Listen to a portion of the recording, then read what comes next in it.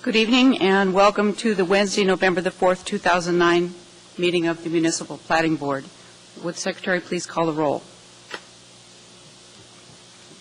Anastasia Taylor. Here. Ellen McKay. Here. Michael Krieger. Here.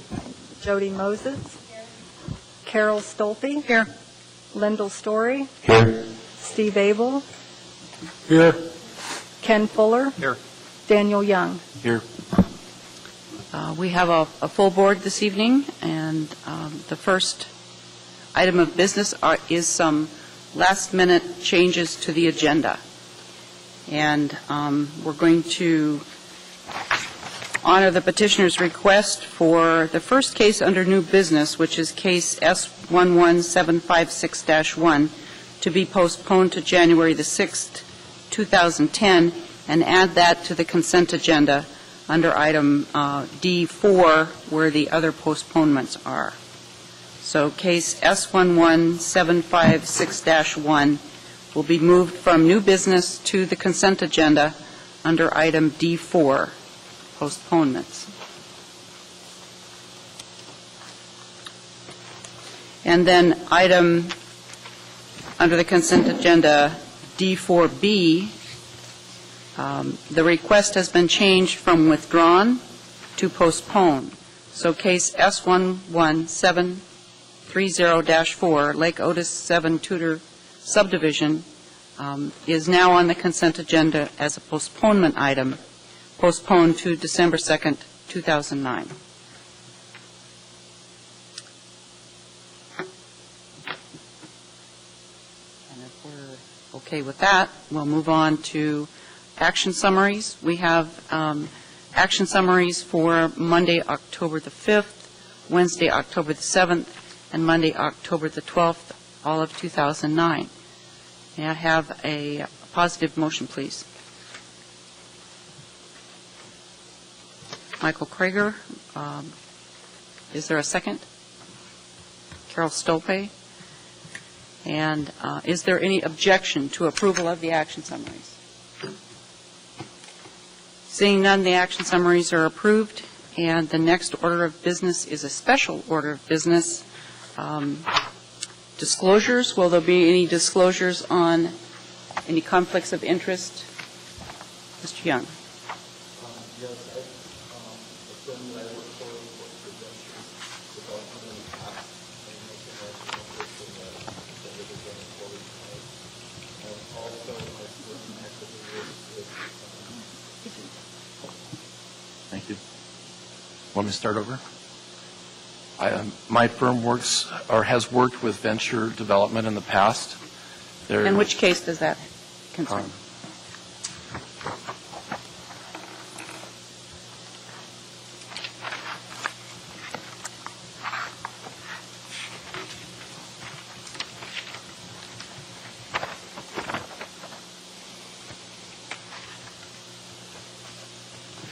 Number 4, S11774-1, the Venture Plaza. Okay. My firm has worked for that company in the past. They have no ongoing relationships with venture development now. And do they have any, this particular case, have you had any previous knowledge of? Or I have no knowledge of this case and no financial interest in this. And the other disclosure I have is that one of the presenters I believe is going to be here tonight is Dowell Engineering, and my firm has ongoing sharing clients with Dowell and working together, but we haven't worked on anything that they're presenting tonight, and I have no financial interest in the cases they're bringing forward tonight. Thank you. Can I have a motion for Mr. Young's participation, please?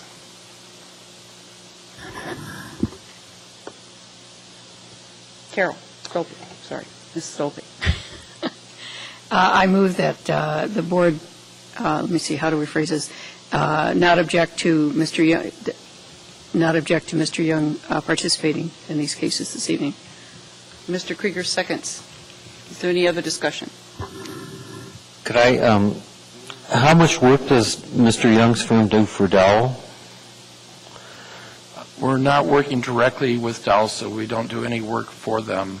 We're working with the same clients, and so we're working in conjunction with them for mutual clients. Thank you.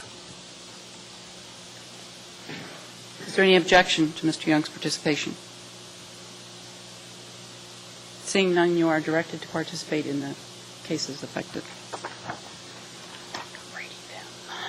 And the next item of business is election of a vice chair. The board reorganizes in February or March, but we are currently without a vice chair. So do I have a nomination? Mr. Krieger. Move that Ms. Stolpe be, I nominate Ms. Stolpe as vice chair.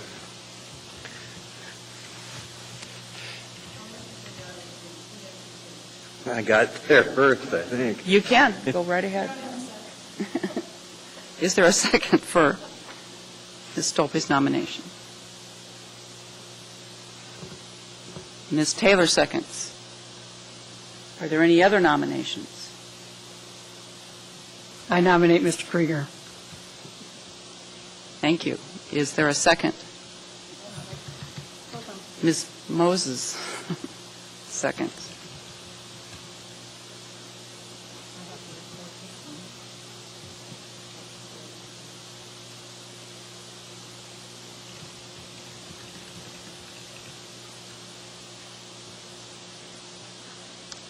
Okay, so we have, yes, Ms. Moses.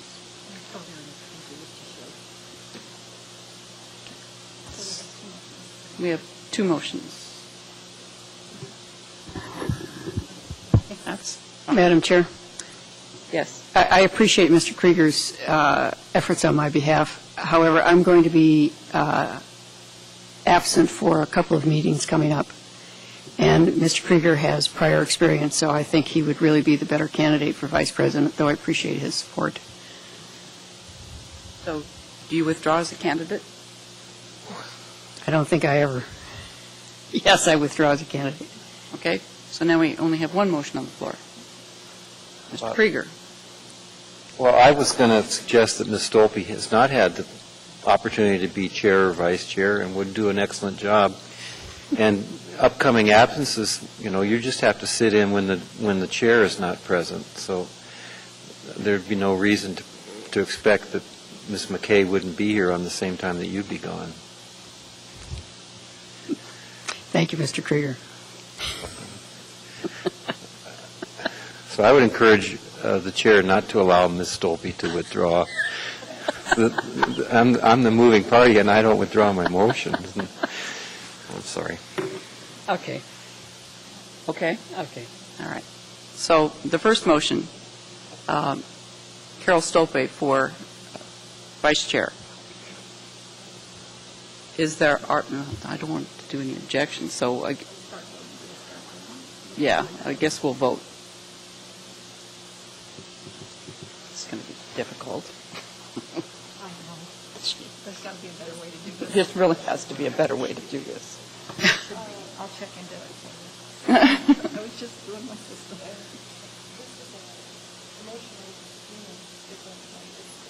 Oh, the motion on the screen is nominate Mr. Krieger. Oh. So do you want to? I want to change my vote Okay, hold on just a second. I thought that I was on that one. My fault. Hold on just a second. So do I withdraw my vote? I can reset it. Hold on just a minute. Don't touch anything, guys. Let me fix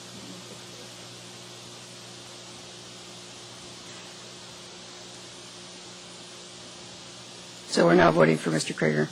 Not yet. Not yet. Not voting.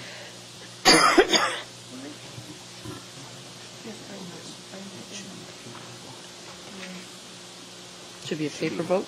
Do you want to do a paper vote? Would you prefer to do that? Yeah.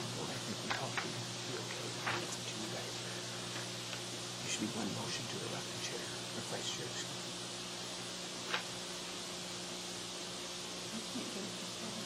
There should be one. Well, we need to do it how it's supposed to be done.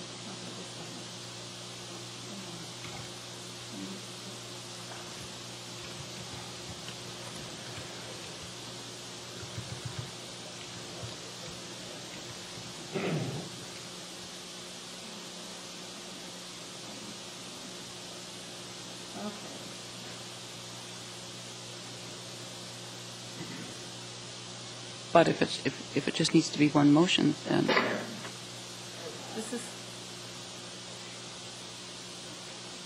nominate Stoppy. This is the vote for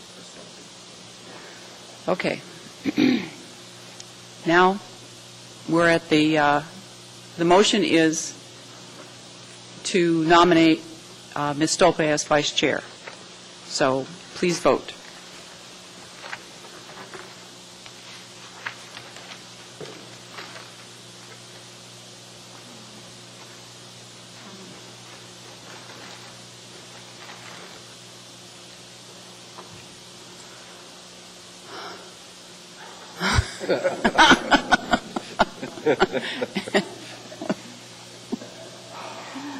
Okay, so I can tell how the next motion is going to go.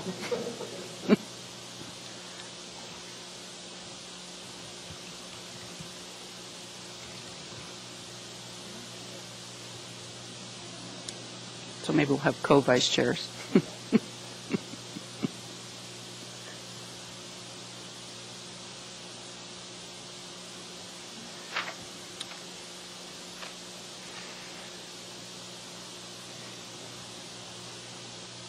Okay, so this is to nominate Mr. Krieger as vice chair.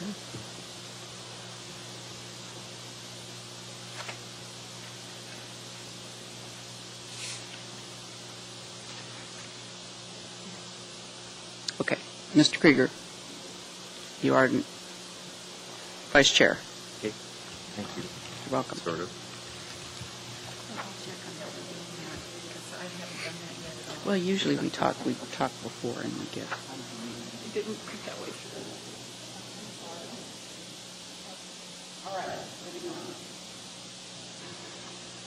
To the consent agenda. And here again, things are going to be a little awkward. Is there anyone here to testify in case S11765-1, Lampert Subdivision, Addition Number 5? Anyone from the public wishing to testify on Lampert Subdivision, Addition Number 5? I ask because it was incorrectly advertised as a public hearing item when it's not a public hearing item. Okay, seeing none, we'll go back to the consent agenda. And on the consent agenda, we have a commercial tract, Lampert Subdivision, and 3 postponements. The consent agenda consists of all matters before the board that do not require a public hearing. All items shall be approved by motion without debate unless an item is pulled. Does any board member wish to remove any item from the consent agenda? Seeing none, may I have a positive motion for approval of the consent agenda? Ms. Taylor, is there a second? Ms. Stolpe, thank you very much. Is there any objection to the motion? Seeing none, the consent agenda is approved. And we move on to new business. There's no old business. First case was postponed to January 6th, 2010. Second case is case S11746-2, Arrow Acres Subdivision. May we have the staff's presentation, please? Thank you, Madam Chair. This is a subdivision of 2 12,500 square foot lots proposed to be developed as 4 townhouse lots under the provisions of AMC 2145-220. This property is located south of West 42nd Avenue and between Arrow Drive to the west and Beechcraft Drive to the east. The lots are currently undeveloped. The petition site and property to the north, east, and south is zoned R2A, 2-family residential district, large lot. Surrounding lots generally range between 12,150 and 17,280 square feet within Arrow's subdivision. The property is developed primarily with two-family dwellings, but there are some single-family homes within the neighborhood. Lake Hood is located to the west, and it's impacted by type A, B, and C wetlands. Now, access to this property will be from West 42nd Avenue, which is strip paved.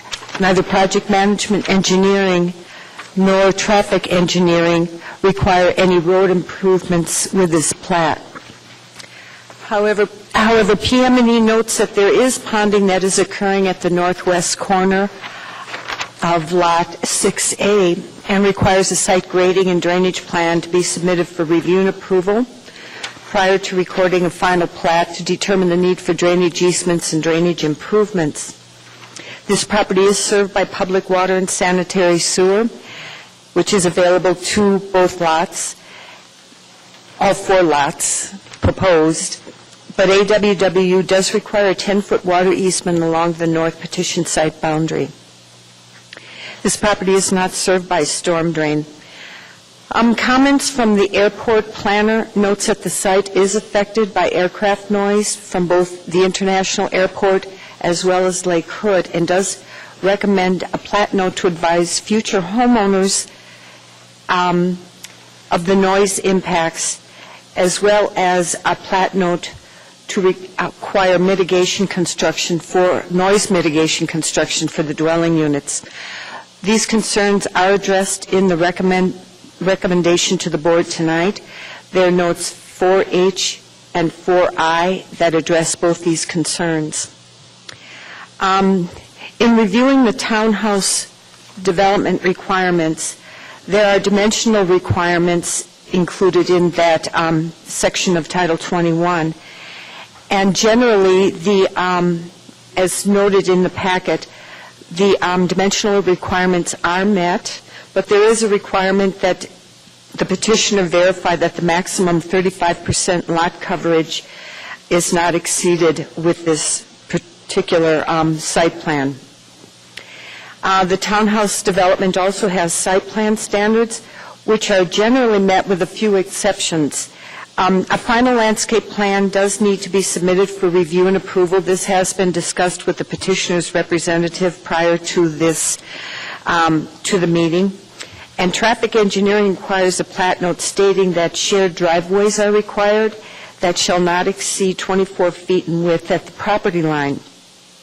The site plan does provide shared driveways. They are dimensioned as 20 feet in width at the property line. However, they do scale to 26 feet, so that does need to be amended on a revised site plan. Also, a 10-foot snow storage easement needs to be shown along the front property boundary.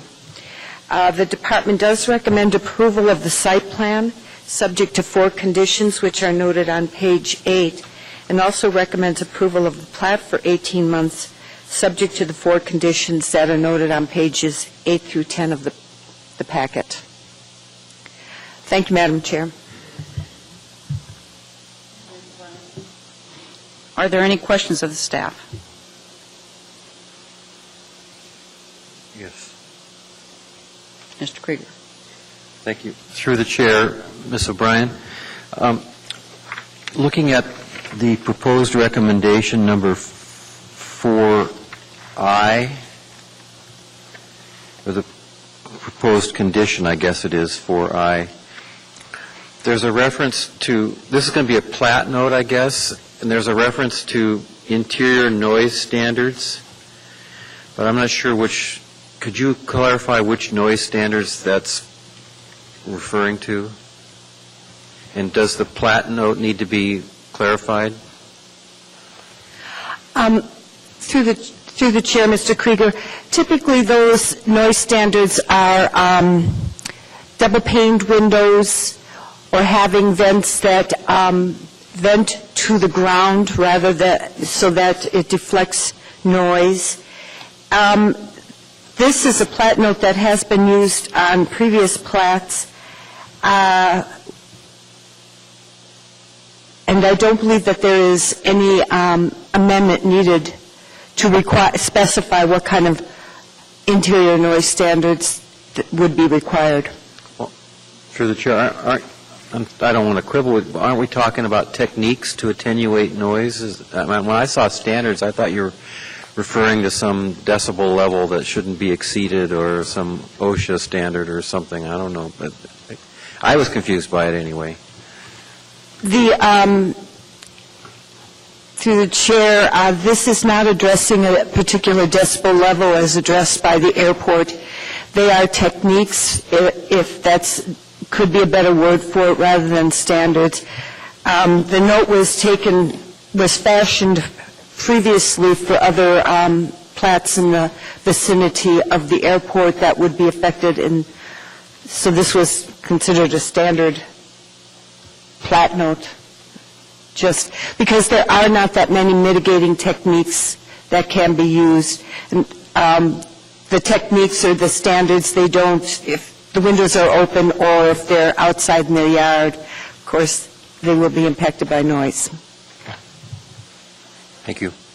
Welcome. Are there any other questions of staff? Seeing none, we'll open the public hearing. And during the public hearing, we'll follow the procedure as outlined on the front of the agenda. And that is that the first to present will be the petitioner's representative, and they will have 10 minutes. And of that 10 minutes, they may reserve time for rebuttal. And the representative of groups, if they are to testify, have 5 minutes. Individuals have 3 minutes, and we keep time by this little machine up here at the front. While you're testifying, the light will be green. When you have 1 minute left, the light will turn yellow, and when your time is up, buzzer will sound, light will turn red, and you need to sum up at that point if you haven't before. When your testimony is complete, you may be asked questions by the board, so don't leave the podium right away. And then any individual may have appeal rights relating to any action that we take, and those appeal rights are outlined on the front page of the agenda. So, is there anyone wishing to testify in case S11746? No, not anyone. Is the petitioner's representative available for case S11746-2 Arrow Acres subdivision? Please come forward and state your name. Members of the board, my name is Bob Burnett. I represent the petitioner. And we would be more than happy to... Hey, wait, just... Is your mic working? Is there a green button? No. It says push.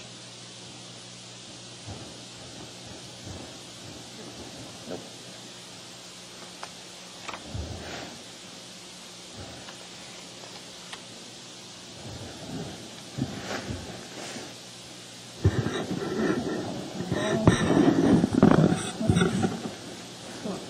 Oh, that one won't come off. That's what the problem is. Just be careful. There you go. Madam Chair, members of the board, my name is Bob Burnett, and I represent the petitioner. And we would be very happy to and agree with the department recommendations for approval of the plat, with one caveat, and that would be under the approval of the site plan, which is A1. And I would request that be changed to resolve with staff the approval of the landscaping plan. And the reason that I ask for this is I have talked with Margaret about the landscaping on this particular project. I've also had a meeting with Jerry Weaver on over the subject, and it's because I don't know if you guys have the pictures, but we took quite a few photographs of the area out there, colored photographs. It is extremely heavily wooded with fairly mature oak and spruce trees. Birch and spruce trees. The petitioner does not want to cut down any more trees out there than he has to. Not so much the fact of whether he loves the trees or not. It costs money to do that. and the economy is what it is. He has to save everything that he can. He does not want to cut down any more trees than he absolutely has to out there. So when I talked with Mr. Weaver about it, we was talking about the irony of having to cut down a mature tree to plant another tree out there to meet the landscaping requirements under this 1%. So he said it was not a problem, that we could work it out with staff with adding some planters, some things like that, and that we would come up with a plat note that would not allow a certain percentage of those trees by plat note not to be cut. Does that make sense? Mm-hmm. Anyway, that's more than happy to accept the recommendations of staff with possibly that one minor change in it. Be happy to answer any questions that you have. Are there any questions for Mr. Burnett? What's the value of a tree? If somebody cuts down your tree in air, what do they charge you for that tree? I mean, there is a very specific value per tree, especially on the size they are. So I would think that would make sense that they would get credit for not cutting down trees. Probably greater than 1%. Madam Chairman, Mr. Fuller, that's exactly the point that we're trying to make, is that those trees have value. And I only wish that each one of you could have went by and seen these lots, because they are heavily wooded.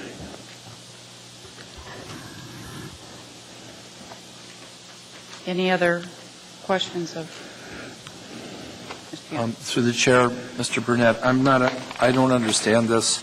Under the item A1 that you're addressing, I don't see any requirement in here to cut down trees and replant. I see a requirement for a landscape plan that goes to the planning department.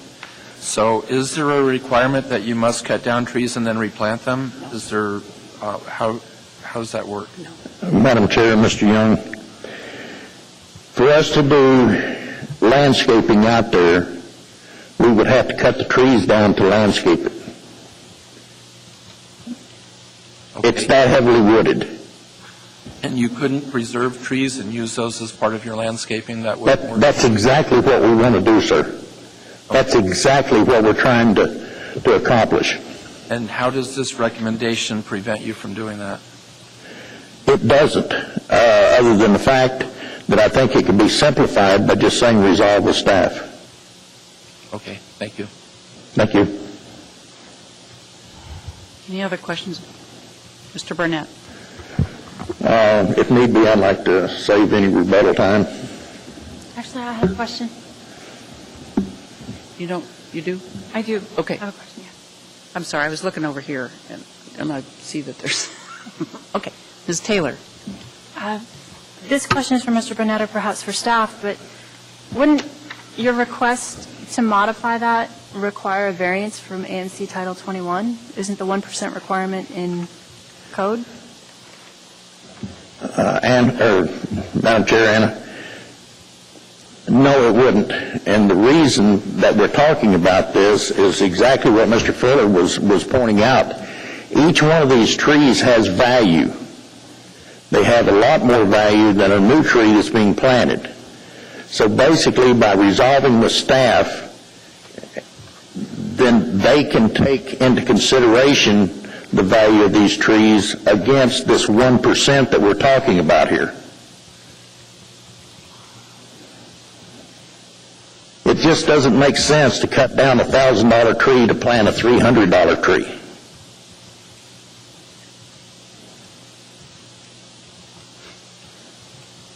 Any other questions?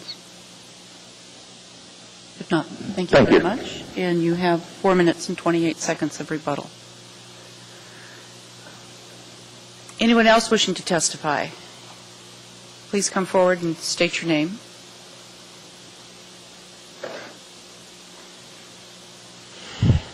My name is Ashley Place, and I'm a budding landowner.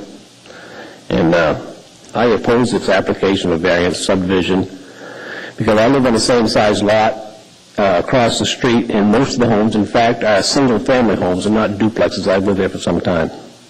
And I understand this person wants to maximize their profit, but I think that crowding several families onto lots that should actually be two single-family homes would be completely out of place for the neighborhood and inappropriate. And with the information that I was able to download offline, it would also put these lots undersized and not within the legal limits of R2 zoning. And personally, I don't want to look across the street and see a mini housing development and have that lower my property values and the value of the adjacent property. My last concern is traffic. That road traditionally has a soft subsurface. It breaks up quite a bit in the spring. I have a hole in front of my house that's about 8 feet long, 4 feet wide, and a foot deep. Hasn't been repaired for all the time that I've been there. And I think that the additional traffic would put the road in a state of constant disrepair. So I'd ask that you reconsider this variance. Thank you. And your name Any questions?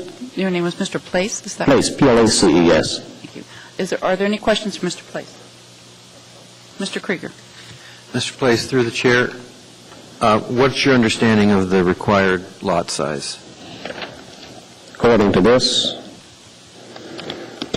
it's R2A, it would be 7,200 feet.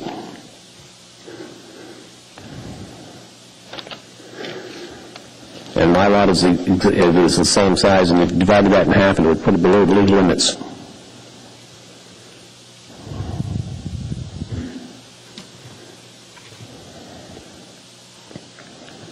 Follow-up question, I guess. Are you suggesting that because there's a duplex that the lot size has to be twice the size of No, I'm not. lot size on a single? No, I'm not. I understand that if it is within these limits and you can divide the lot in half and stay within those limits, then you're eligible to build a duplex. Thank you. But it wouldn't be, according to these figures.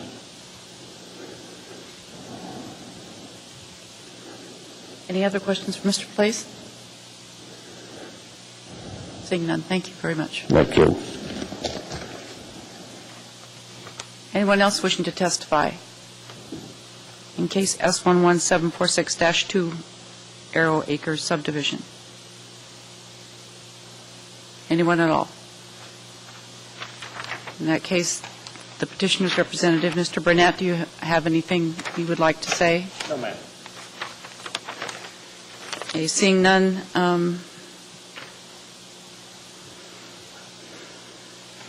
we close the public hearing. Does anyone have questions of staff? Mr. Krieger. Yes, I didn't push the button, but I do. Oh. So help us out. Still on there. Was someone else in front of me? Ms. Stolpe? No, go ahead. To staff, one of the members of the public says that the required lot size is 7,200 feet, and it looks like from the plat that these 4 lots are 6,075. Can you help us sort that out? Is this below the minimum required lot size? Through the chair, Mr. Krieger, no, they're not. The townhouse regulations in the R2A zoning district, a townhouse lot shall have a minimum area of 3,500 square feet in the R2M and the R2D, and 4,200 square feet in the R2A district. There is no increase in density. There's no increase in lot coverage. There is, these lots exceed the minimum that's required for a townhouse lot in the R2A district. They're 6,650, and they're required to provide 4,200. Thank you. Ms. Stolpe? Thank you.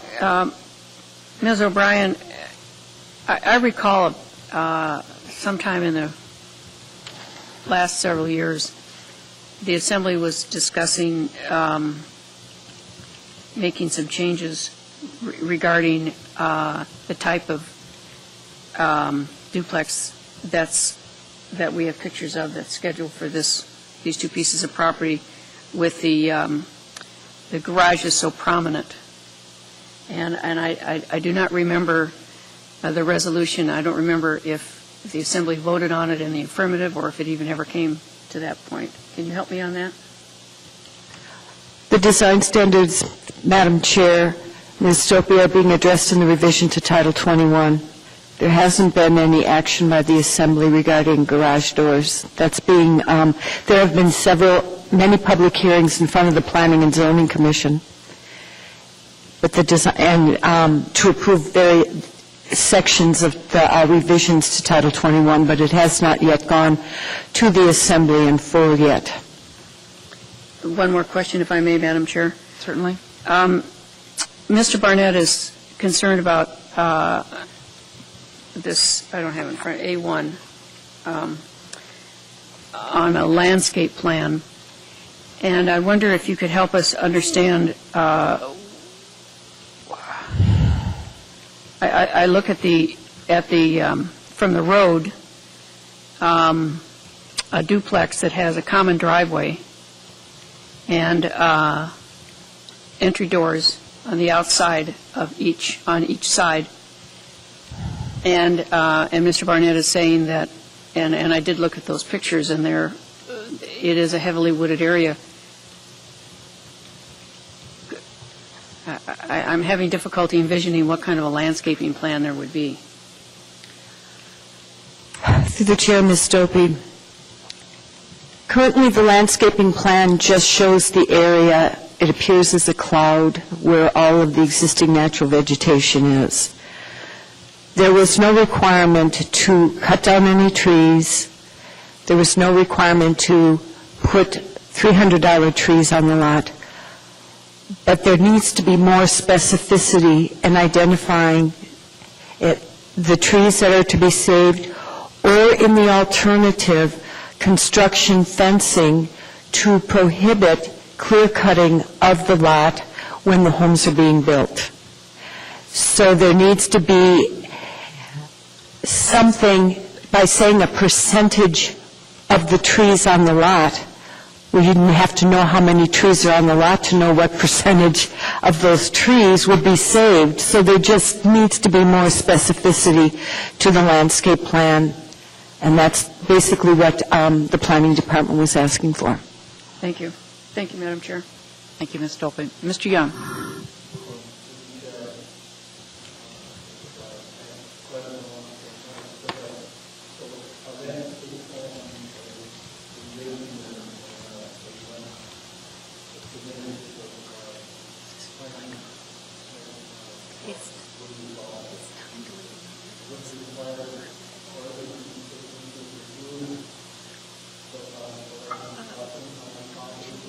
Okay. Mr. Young, I don't think your mic's on.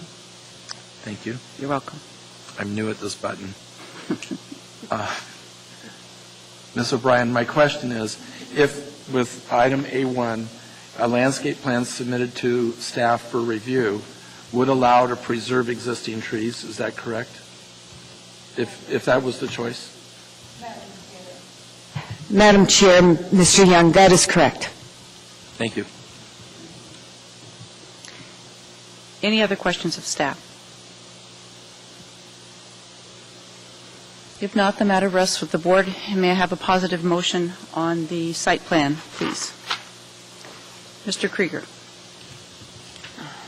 In the case of S11746-2, I move to approve the site plan subject to the four conditions of the department's recommendation. Is there a second? Ms. Stolpe seconds. Would you speak to your motion, Mr. Krieger? Yeah, I can support the motion. I'm not persuaded that the language in A1 should be changed. I think that it's appropriate to submit a final landscape plan. It sounds like in that plan, fine-tuning or tree cutting or no tree cutting can be accomplished. Anyone else wishing to speak to the motion? Is there any objection to the motion? Seeing none, the motion passes and the site plan is approved. Moving to the plat.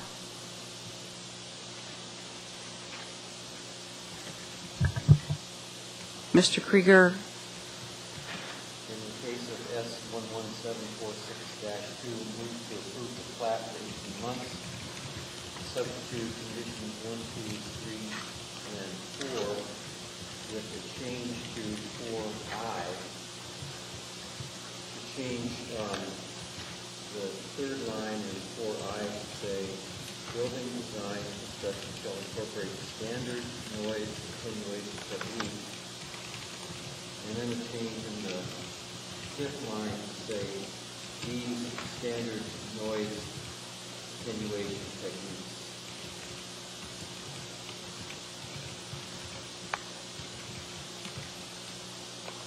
Otherwise, no changes in the short conditions.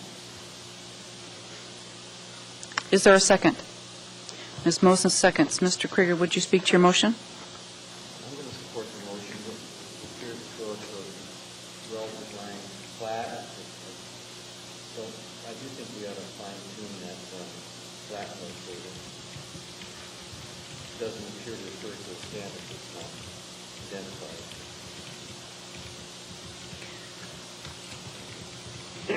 Any other discussion of the motion?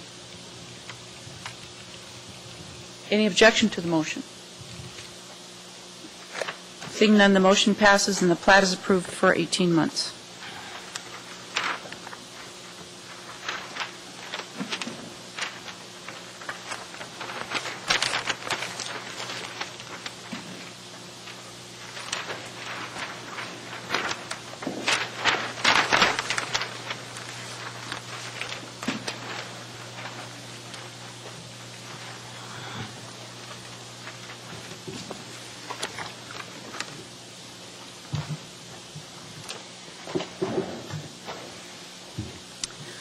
The next case is case S11773-1, Airport Travel Services Center and Benson Subdivision.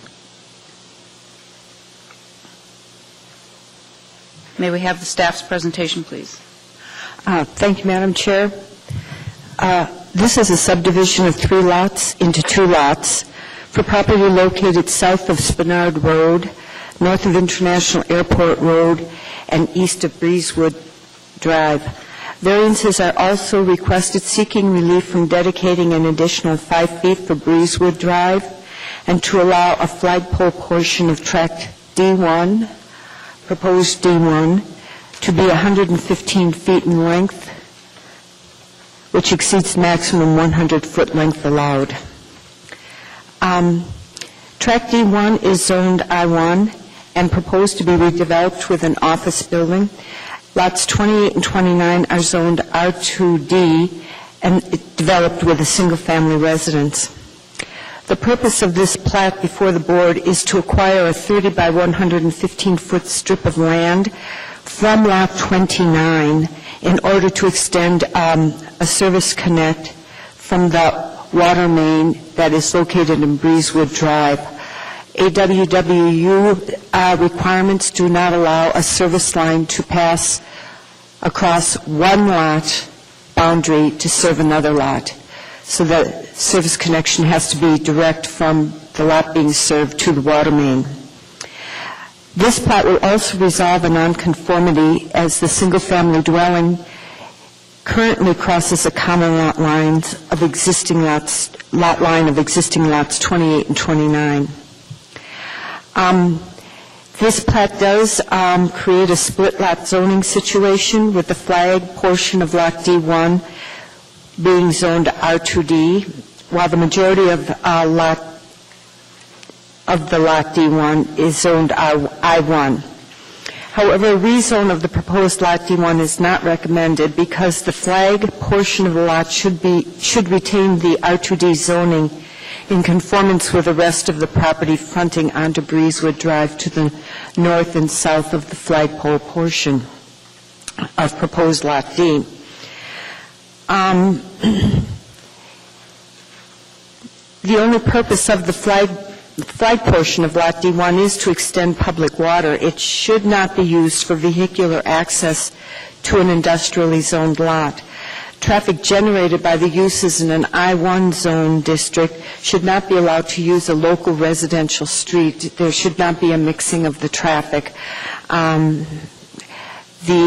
improvements to Breezewood Drive is a relatively narrow improvement. It is strip paved. And traffic engineering does require a plat note prohibiting access from D1 to Breezewood Drive, as well as a physical barrier to prevent vehicular access to Breezewood Drive, either to or from proposed Lot D1. The variance for the flagpole length appears to meet the standards for variance, as there is no conforming alternative available for acquiring access to a water main line to serve Lot D. The variances for right-of-way dedication and width appear to meet the standards for a variance, as the right-of-way has existed and served the adjoining lots for nearly 50 years. The subdivision is fully developed along Breezewood Drive, and it's unlikely that there will be an increase of residential traffic above that which exists today. Another consideration is that the purpose of the plat primarily benefits Lot D1. However, if the requirement to provide an additional 5 foot of dedication for Breezewood Drive is imposed, the burden of providing that additional right-of-way falls almost entirely on the residential property. For that reason, the department does recommend approval of the variance from 2180-010 for dedication streets, as well as the right-of-way width for Breezewood Drive, and approval of the variance for the length of the flagpole portion of the lot, and recommends approval of the plat for 18 months, subject to the conditions that are found on pages 9 through 11 of the packet. Thank you, Madam Chair. Thank you, Ms. Bryan. Are there any questions of staff? Ms. Taylor. Through the chair, condition number 6A states that gate shall comply with the requirements of IFC code numbers. I didn't see the gate anywhere on the plat. Where's the gate located for this one?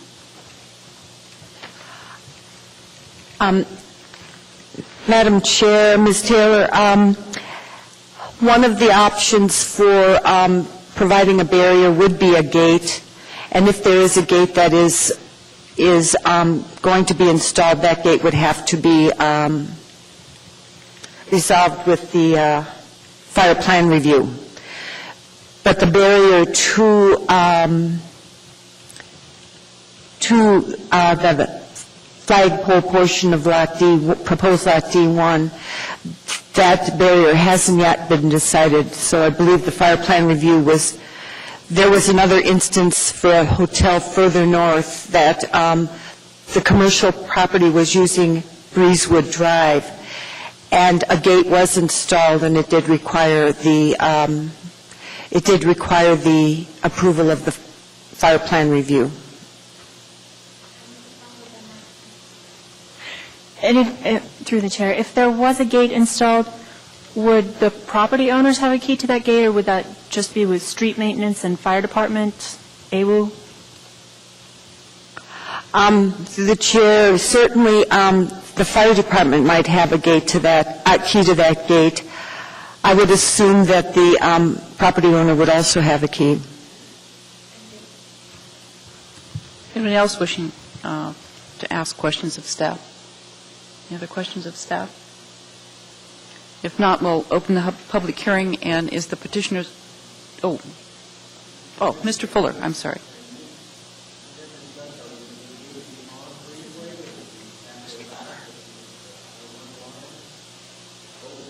Oh, is his mic on? Mr. Fuller, is your mic on? All right.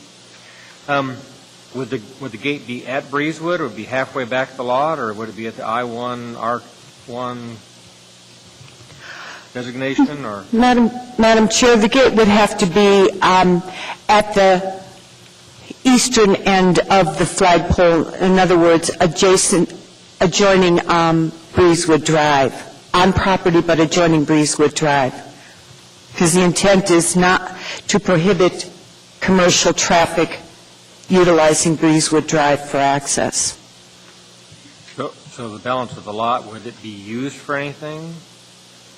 Parking or snow storage? Or The balance of the lot. of the flag. It's R1 property, right? You're going to remain it to be a residential zone, but it's going to be a flag lot for access for the water. Or is it to be an emergency access? The purpose of the flag is to provide access to the water main and not for commercial traffic. Oh, I understand the traffic part. I mean, subsequently, is there going to be any restriction on what's there? I mean, can you park dump trucks on it, or snow on it, or grass, or what? The majority of Lot D is 1.5 acres, so I suspect that parking would probably be close to the proposed building and not on the flagpole portion of the property.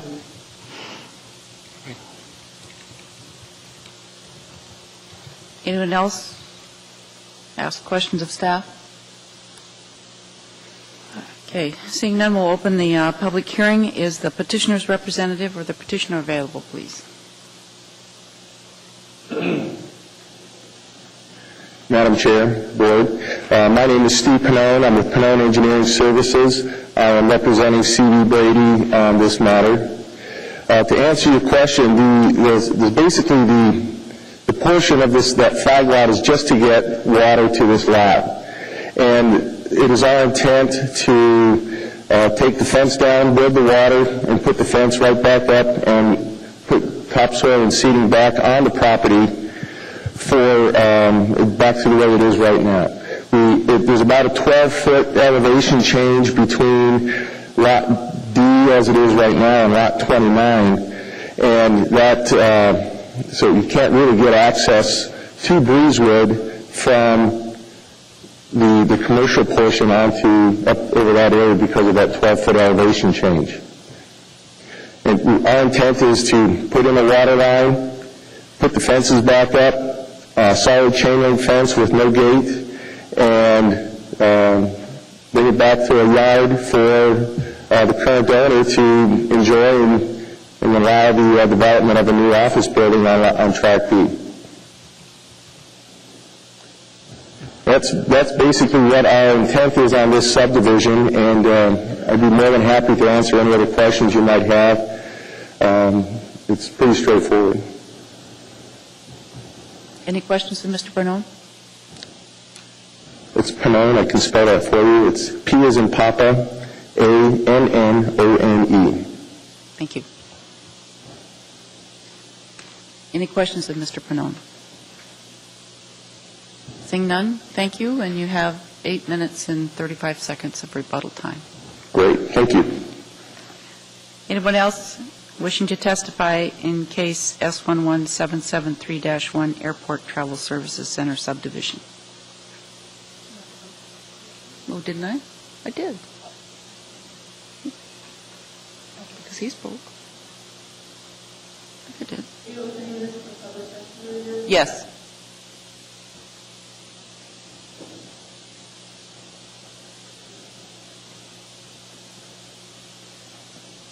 With the other one. This one. Good evening. My name is Sue Button, B-U-T-T-O-N. I am a 20-year resident of Klamath, which comes right off of Breezewood. I understand the petition for the water access, and I understand it would be a hardship not to have that. However, I am very concerned about access to this. There is currently a hotel now on the end of Breezewood that abuts Malibu, and the access, according to the fire code, is a cement barrier, which is an incredible eyesore. There is no landscaping there. There does not seem to be any concern for landscaping at that point. That is my concern for this flagpole variance right now, is what is going to prevent access and what is going to prevent commercial traffic there. I understand that there's a 12-foot grade. However, in a variance if there is going to be a variance approved here as a resident of the neighborhood who enjoys that area being a neighborhood. I would like to see some type of guarantee put on that variance to, in fact, keep access off of Breezewood and to not have an eyesore of a cement barrier that we already do have at the end of Breezewood on the level. And further, I would like to add that those roads are already incredibly narrow. There is not supposed to be any on-street parking, and there currently is on-street parking with some of the residents on Breezewood, and that in itself creates a hazard for the fire department to get there in the wintertime. That's all I have. Any questions for Ms. Button? Ms. Stolpe. Thank you, Madam Chair. Ms. Button, in our packet, which I don't know if you have a copy of. I do. At Department, you do? Mm-hmm.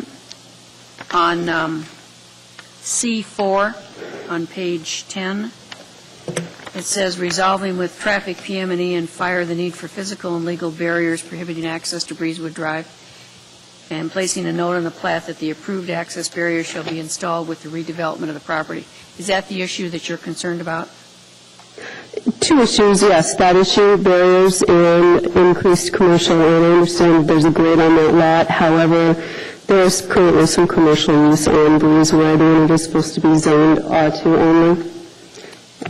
Madam Chair, if I may, and your concern is that that's going to be some sort of a concrete barrier? Is that correct? That's what's been put in place at the end of Breezewood for the hotel that was just constructed to prevent commercial access.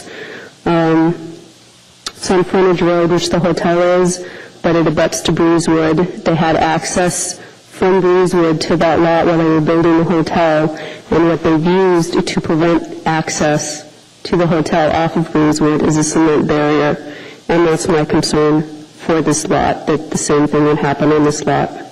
Thank you. Thank you, Madam Chair. Any other questions for Ms. Button?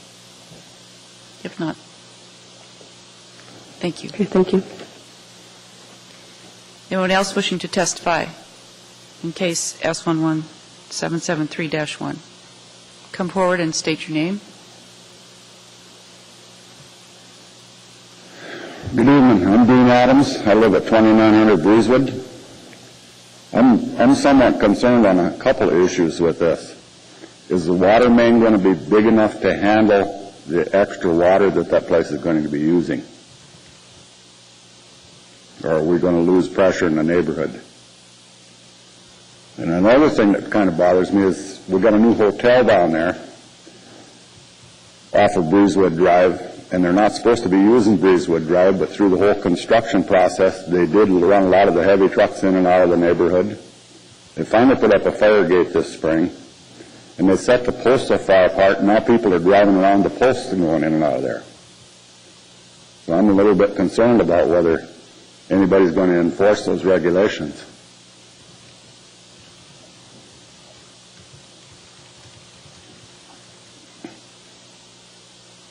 Anything else? And also the Green family that owns the house that's on those two lots now, all summer long they're bringing rental cars in there and cleaning them up right there in the driveway. And that shouldn't be allowed either. And that's about all I got to say on it. Are there any questions for Mr. Adams? Mr. Krieger. Mr. Adams, thanks for coming down tonight. The concern that you raised about folks accessing the previously constructed hotel, driving around the posts, isn't that a different problem than what might happen with respect to this current development? I'm thinking they're two separate developments, and if they don't use that access, if they're given an easement, not saying that they will or won't, who's going to enforce it if they do? So I guess what you're saying is that there's people evading the barrier now, going to a different site, and you're concerned that the other people or the same people might evade a new barrier on this flagpole lot. Is that what I hear you saying? Yeah, there's circumventing what the real regulations are and still violating and using the access. Thank you. Any other questions for Mr. Adams? Not. Thank you very much for your testimony. Thank you. Anyone else wishing to testify? Please come forward and state your name.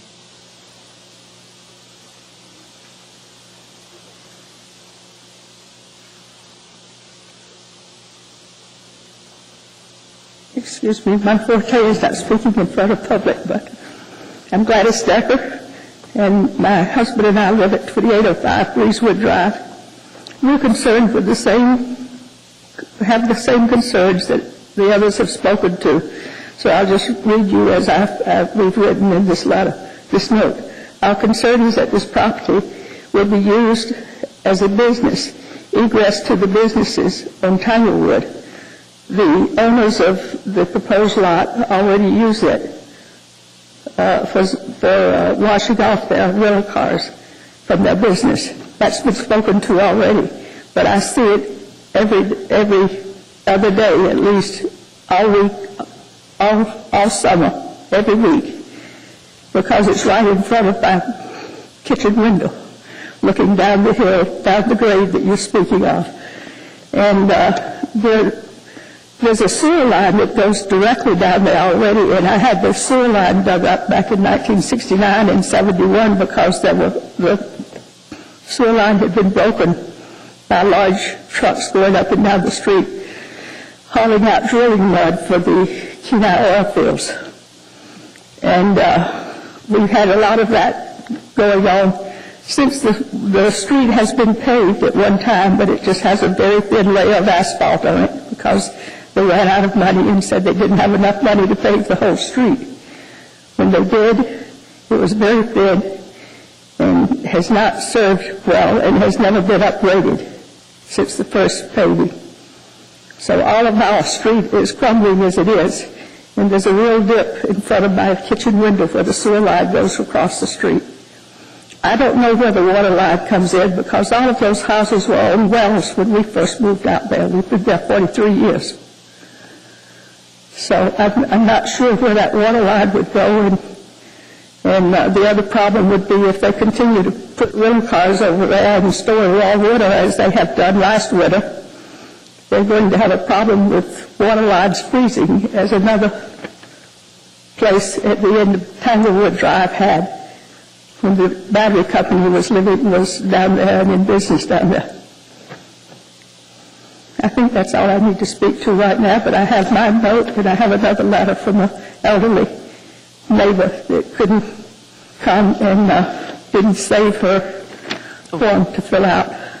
Did you want to put those into the record? Where could I put them? Just bring them up here to the secretary, and she'll take them.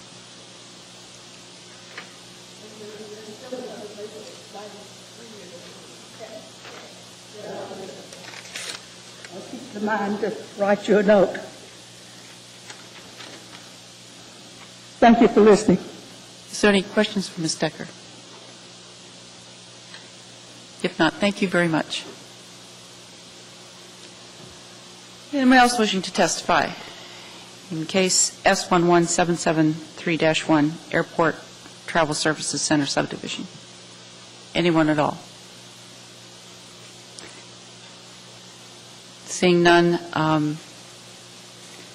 Mr. Pannone, do you have any rebuttal? You have 4 minutes something. Oh, 8 minutes.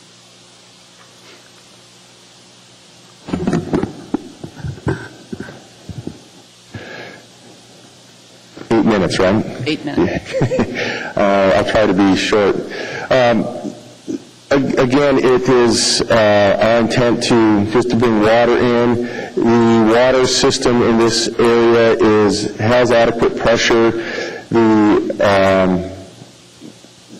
the worst-case scenario we're going to have is for a fire hydrant on the lot.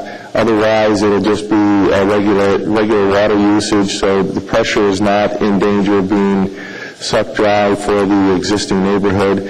There are 8-inch duct-align pipes. There are plenty of water there to supply both the neighborhood and the regular domestic use for this building. We do not want to exit this lot onto Breezewood. It is not our intent. We have adequate access down Tanglewood Drive, out onto Spenard Road.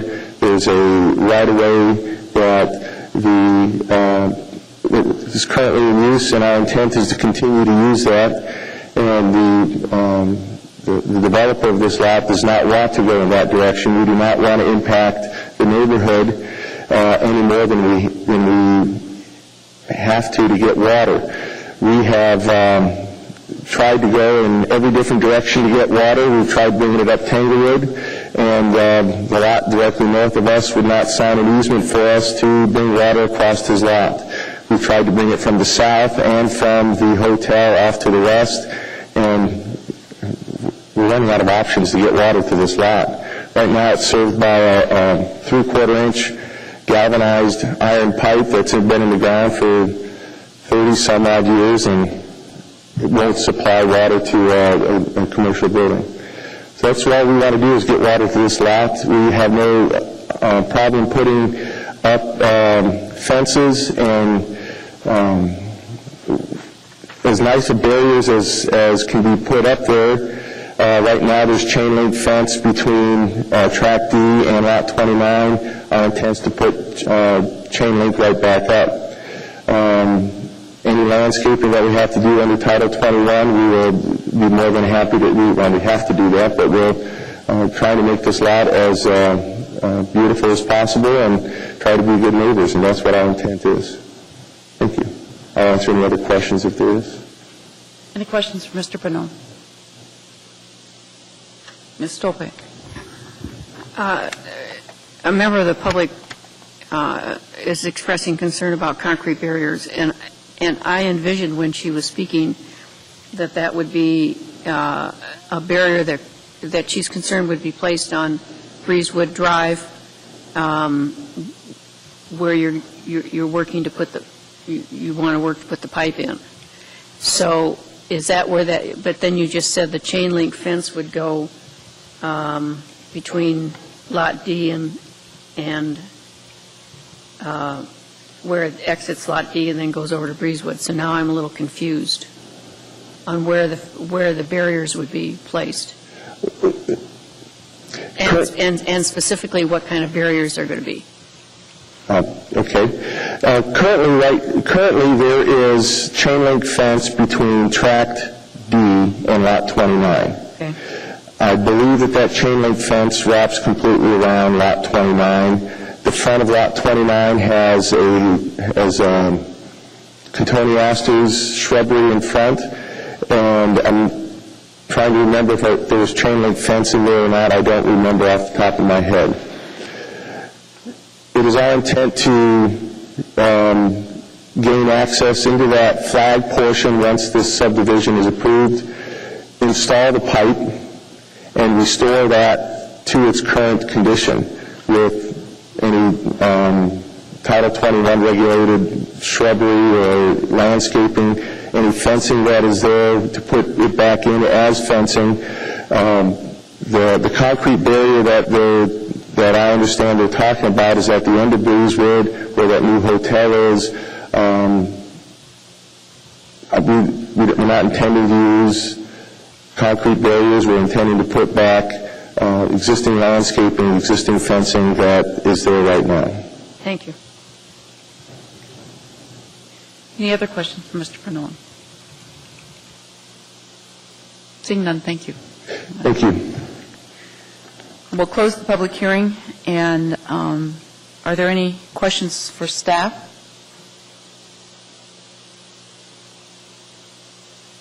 If not, then could I have a positive motion, please?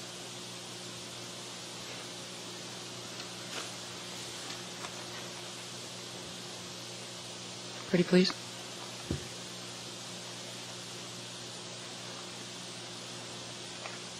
Mr. Krieger? In case of S11773-1 Airport Travel Services Center subdivision, move to approve the variance from AMC 2180 and D designated streets, AMC 2185 right-of-way width for Greenwood Drive. Is there a second? Ms. Stolpe seconds. Would you speak to your motion, please? Yes, it appears as though the standards for making these variances have been met with respect to the right-of-way width and the dedication of streets. So I'll support that motion. Any other discussion? Any objection to the motion? Seeing none, the motion passes and the variances are approved. Variance for dedication of streets and right-of-way width are approved. Moving on to the dedication for design standards.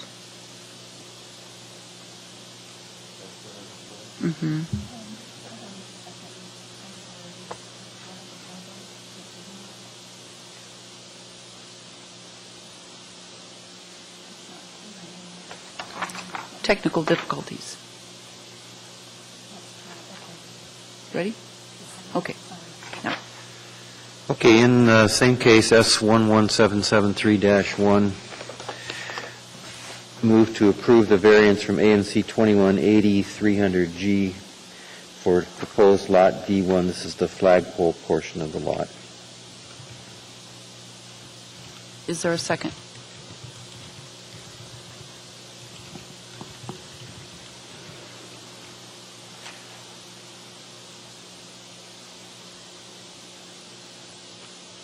Ms. Stolpe seconds. Mr. Krieger, would you speak to your motion? Yeah, I'm going to support this motion. I think the standards for variance from this flagpole lot are met. I think that the discussion, the issue that surrounds, I think, this variance and also the plat itself have to do with whether or not creating this flagpole lot is going to increase traffic or create traffic off of Breezewood headed on to D1. And it looks to me as though that this department's recommendations anticipate that as a potential issue and have built into the recommendation sufficient controls that's going to probably prevent that from happening. So I'll support the motion. Any other discussion? Any objection to the motion? Seeing none, the motion passes and the variance for design standards is approved. Moving on to the plat, if you would, Mr. Krieger. Okay. In case S11773-1, Airport Travel Services Center, move to approve the plat for 18 months subject to the 9 conditions.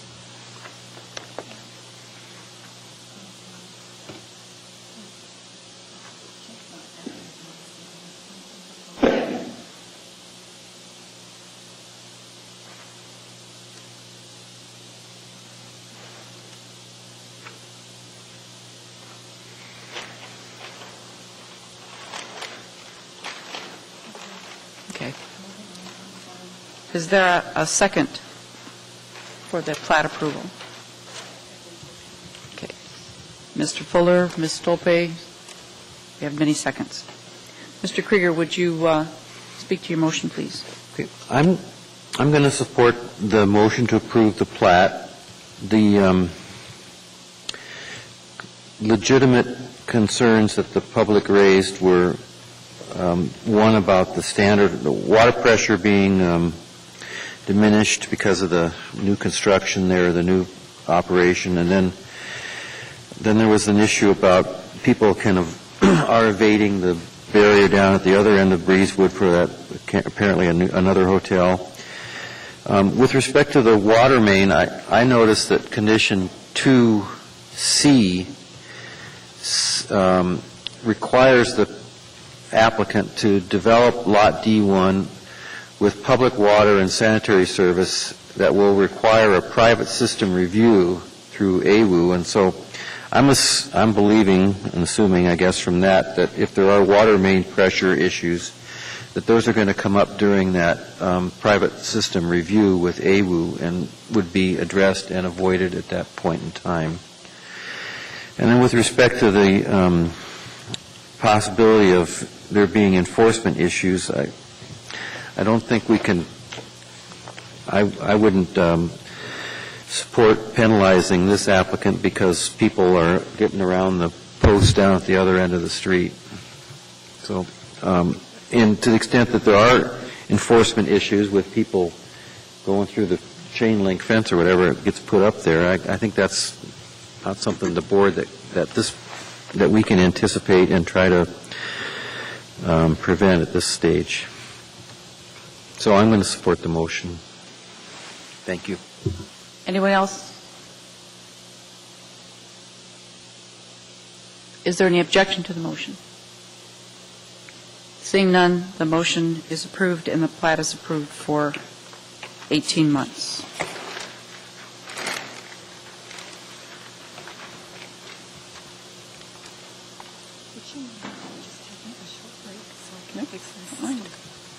We're going to take about a 10-minute break for technical issues.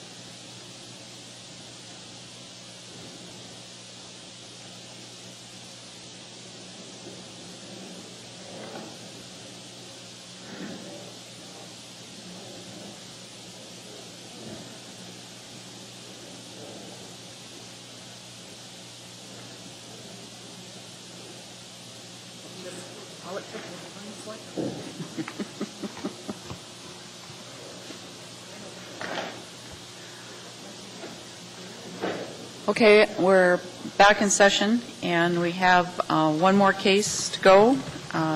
Case S11774-1, Ventura Plaza. May we have the staff's presentation, please? Thank you, Madam Chair. Before I begin, I'd like to call the board's attention to a revised department recommendation that was placed on the table tonight. This revised department recommendation did change several times throughout the day. And it differs from the one that the board received in the packet.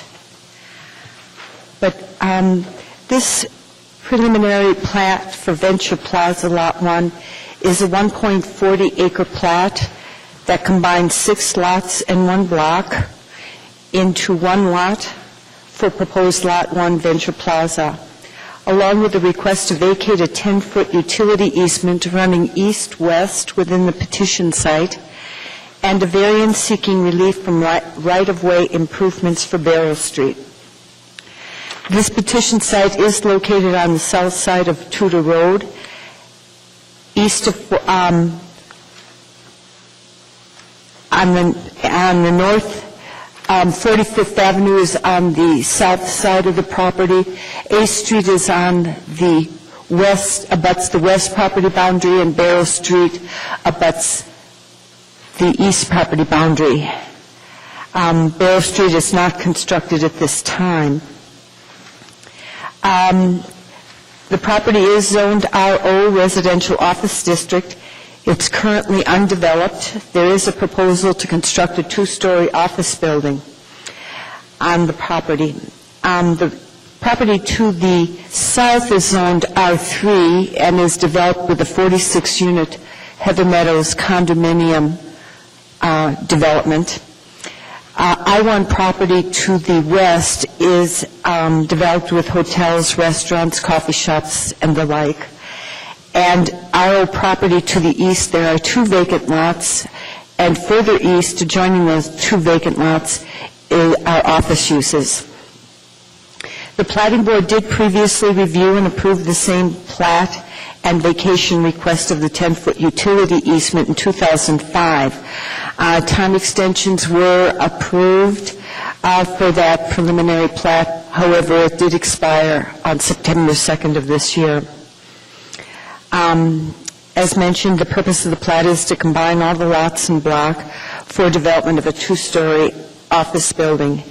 In the previous action by the board, the variance request for right-of-way improvements for Barrow Street was denied in 2005 as well. Access to this property will be from 45th Avenue. Project management engineering requires the petitioner to enter into a subdivision agreement for construction of the north half of 45th Avenue to municipal half-street standards. The south half of 45th Avenue is already constructed. It was constructed by the development to the south, and the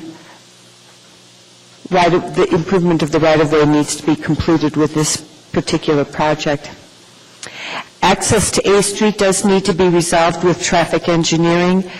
Traffic engineering originally provided comments requiring a plat note prohibiting direct vehicular access to A Street, but on the handout for the revised recommendation, the traffic engineer did send two new comments, and basically they changed their recommendation to resolving the access to A Street with traffic engineering.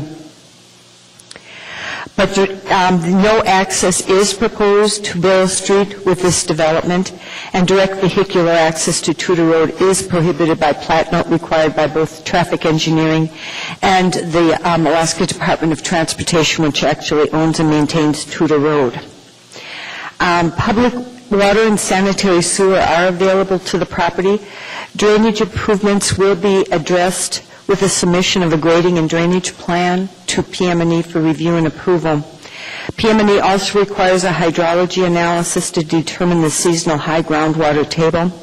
I did speak with the supervisor of PM&E private development section, and that condition does need to remain on the preliminary plat according to my most recent conversation this afternoon.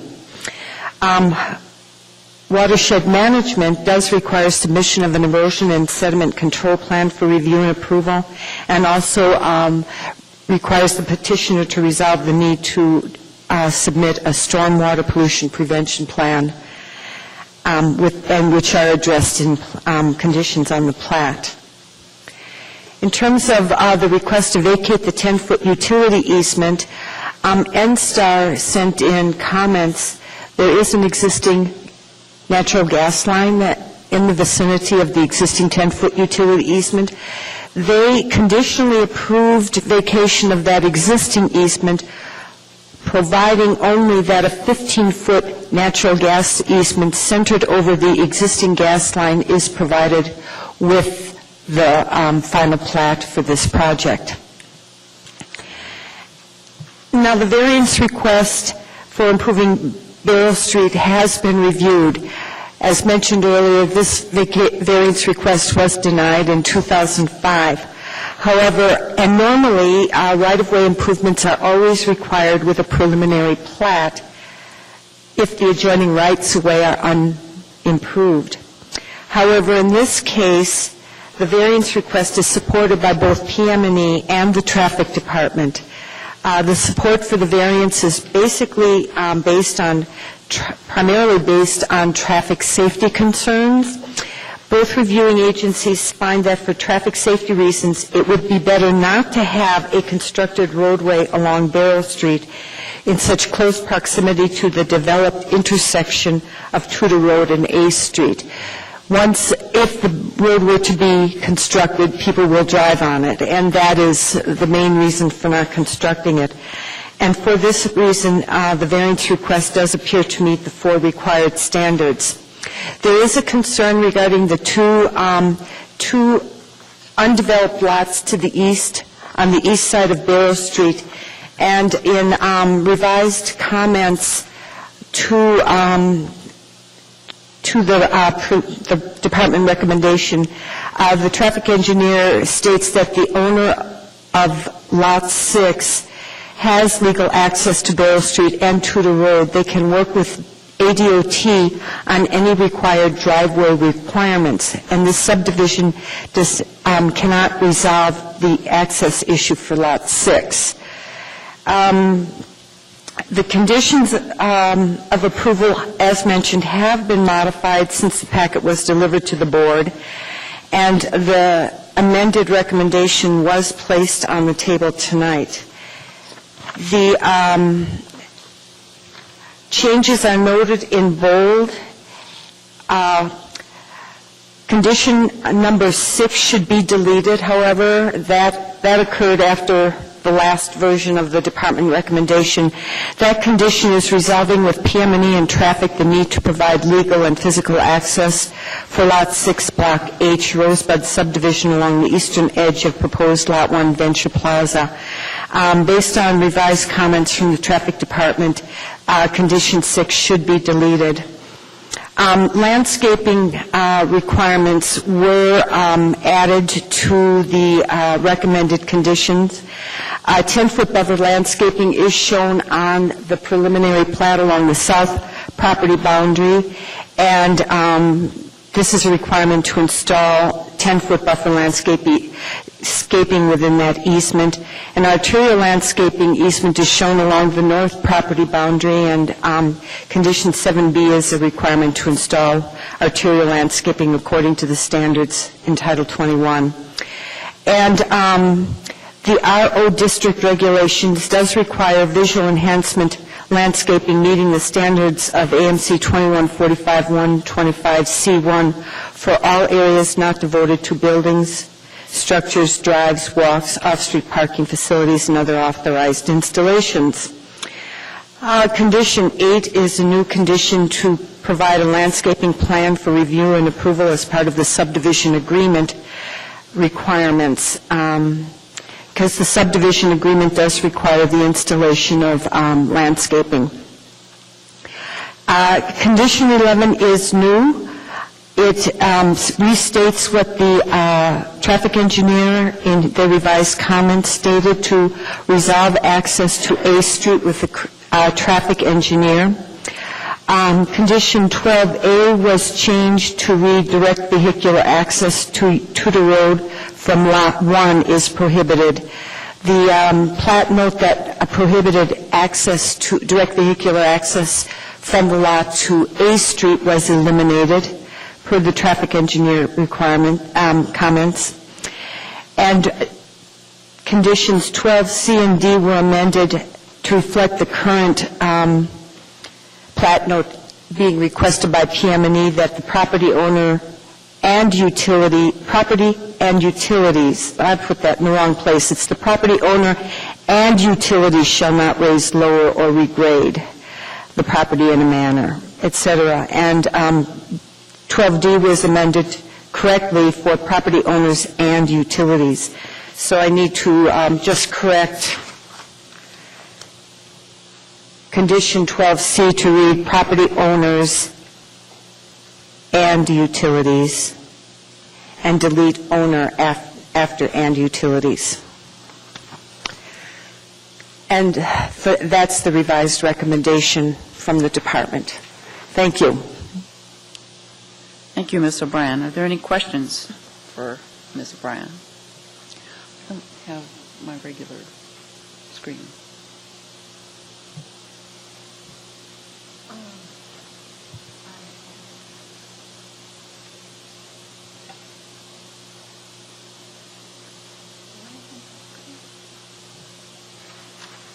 You're on the floor.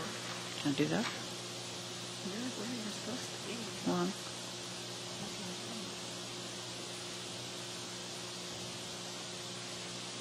There we go. I pushed on the floor and it came up. Okay. Anybody else? You got the little voting thing up. You? On the floor, yeah.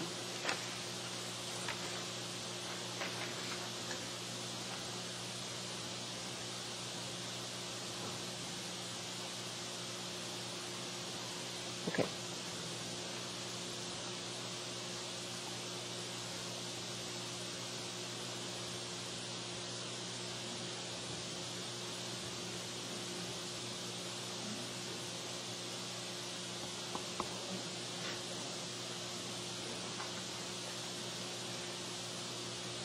So, any questions of staff?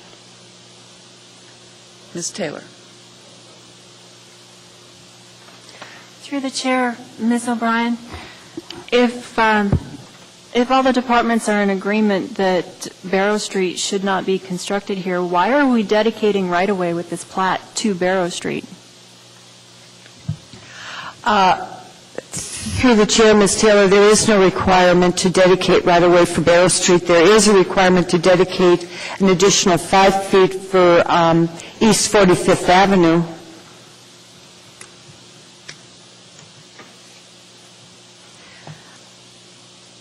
I know that there is a dedication shown on the plat, and but there is not a requirement for that, and I defer to the applicant to address the issue of dedication to right-of-way.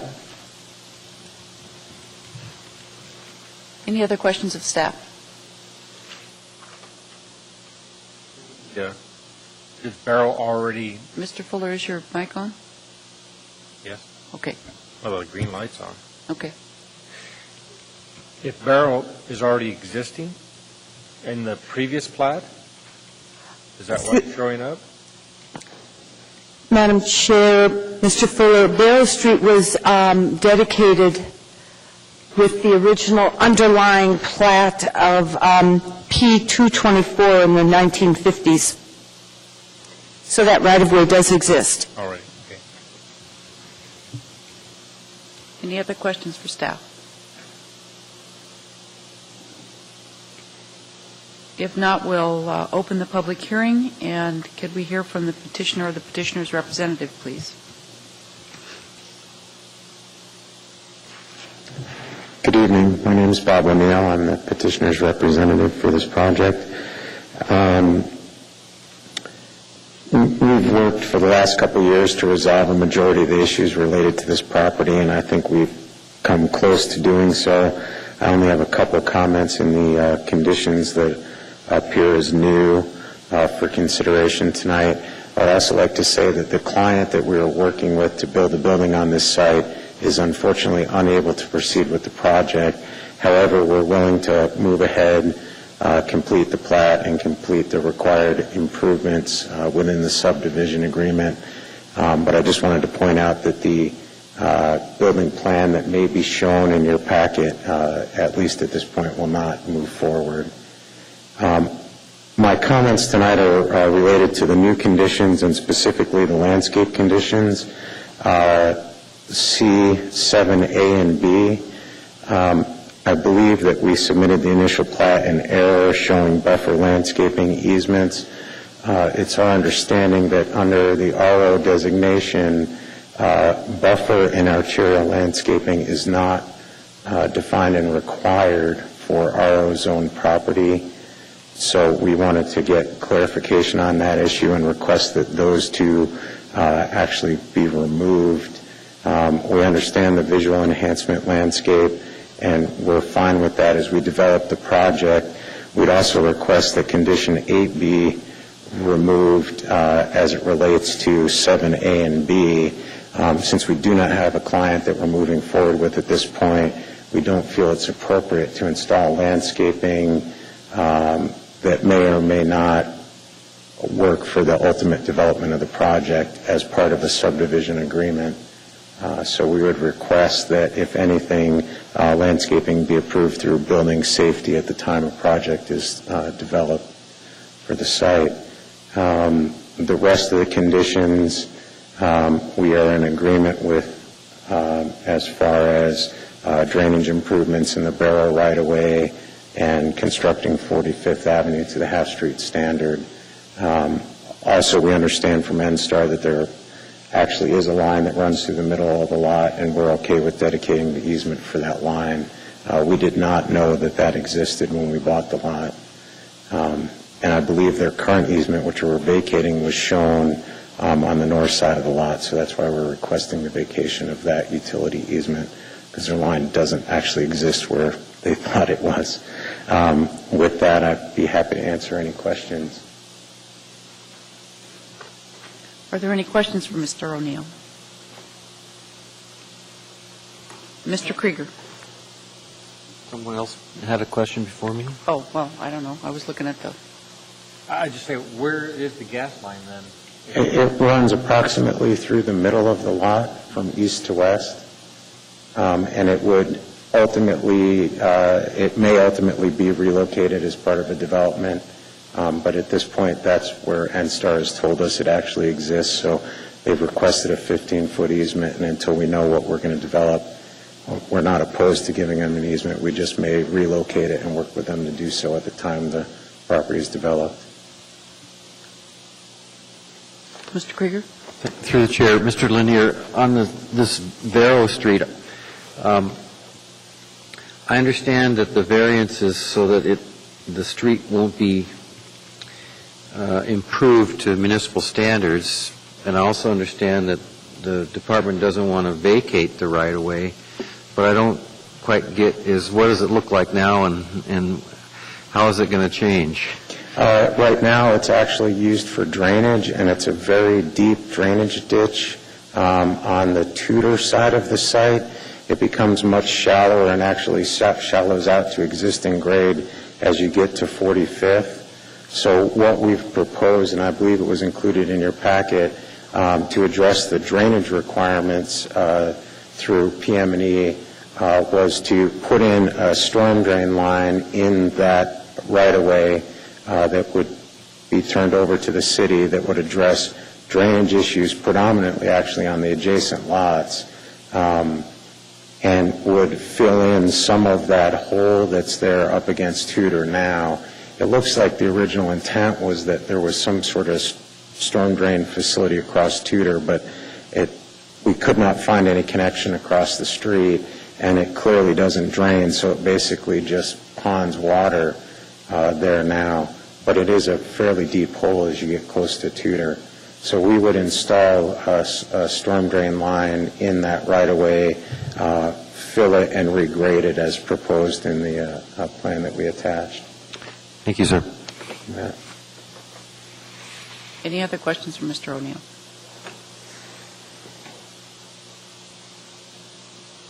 Thank you. You have 7 minutes. All right, thank you. Anyone else wishing to speak in case S11774, Ventura Plaza subdivision?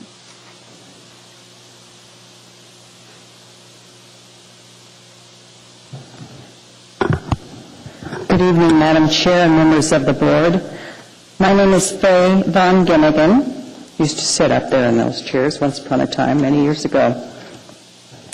I am one of the owners of the property to the east of this, and we have our concerns. I will just tell you what we have to say. We oppose the request for a variance from AMC 21-85030, right-of-way improvement requirements for Barrow Street. We, James and Paula Ferguson, Gene Edwards, and Patrick and Faye Von Gimmigan, own the lot in Rosebud subdivision, which is Block H, Lot 6. This abuts Barrow Street to the east. If that road is not developed, our lot will be landlocked and not developable. It would also affect our adjoining Lot 5, which is to the east of Lot 6. We are partners in Rosebud Investment Company, which owns a Rosebud building there that is further east from that property. We were hoping to have possibly even an access out of that subdivision area because we only have one way in and one way out right now for the parking lot for both major office buildings.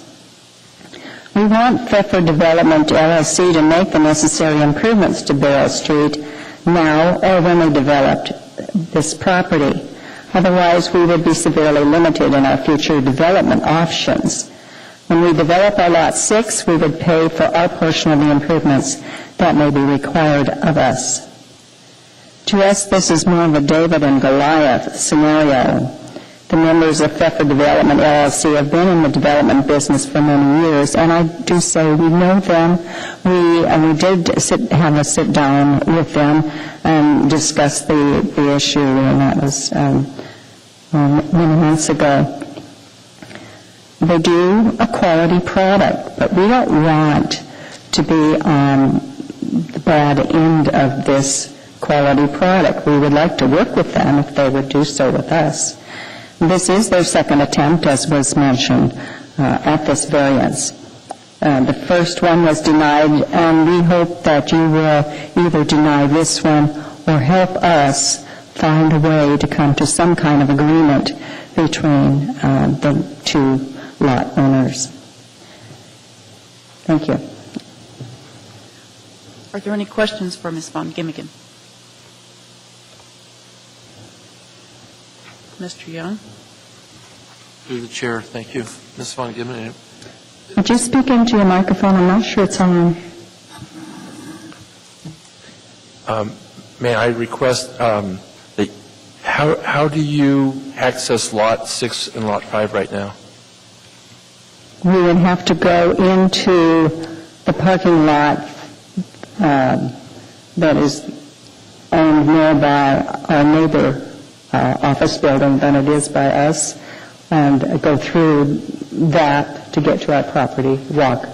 I mean, we'd park the car and we'd walk into the property. And so you would like direct access to Barrow Street, is that correct? Yes. Okay. And there are those problems that were mentioned this evening about the drainage in the huge ditch. And I don't know how that could get resolved. Thank you.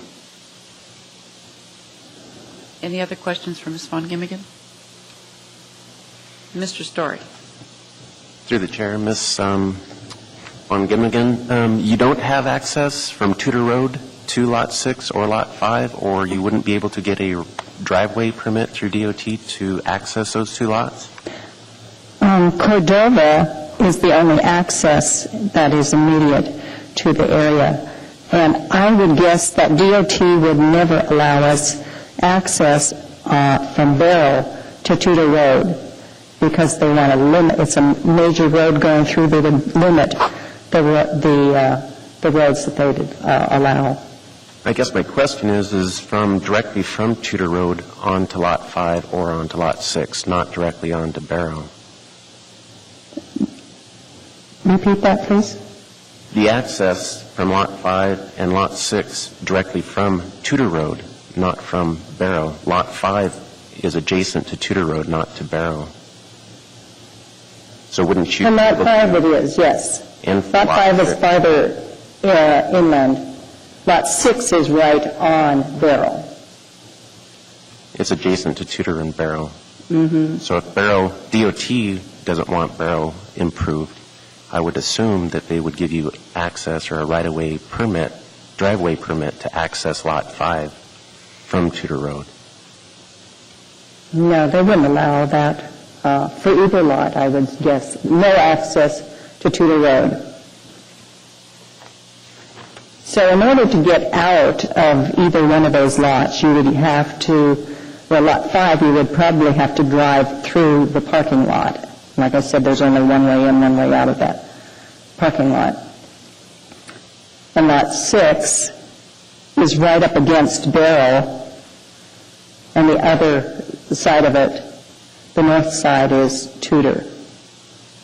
Well, it seems to me like you're already landlocked. I don't know how DOT can restrict access to Tudor Road when you don't have any other access from Lot 5 or Lot 6. But if you vacate the right-of-way, that gives us no chance for anything. They aren't vacating Barrow Street.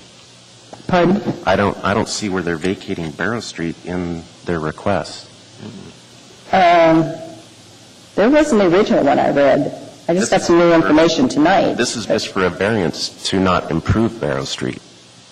It's not for vacation of Barrow Street. Then where does that leave us? We don't speak this language, so you're going to have to explain it to me. Where does that leave us if we can't get the approval and we alone cannot afford to do this by ourselves? It would cost more than what our lots are worth. The way that I look at the plat, DOT has, it's a DOT-controlled right-of-way. DOT would have to access or allow you the access onto Tudor Road. We don't want to access on the Tudor. Maybe I'm not making myself clear. We would like to come out onto Barrow and then over to 45th. But Lot 5 is already landlocked other than Tudor Road access. Madam Chair? Will the gentleman yield to another question?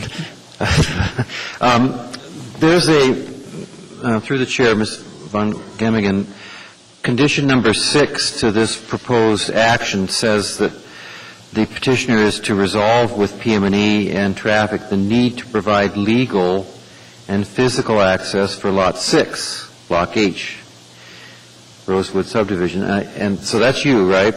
Lot yes. 6. So the proposal before us requires the petitioner to sit down with PM&E and traffic and to determine if there is a need to provide legal and physical access, and then if there is, to resolve how that's going to be provided. So my question, and for the universe and for you, I guess, is why isn't that good enough? I mean, I know I appreciate okay, this is the first time I've heard about that this evening. Okay. So we came ready for something else, and that was mentioned in the earlier remarks. Thank you. I'm just hoping we can come to some kind of conclusion, though, with those folks. Like I said, we have no beef with them. We do have a beef with our access. They're good developers, I think. So.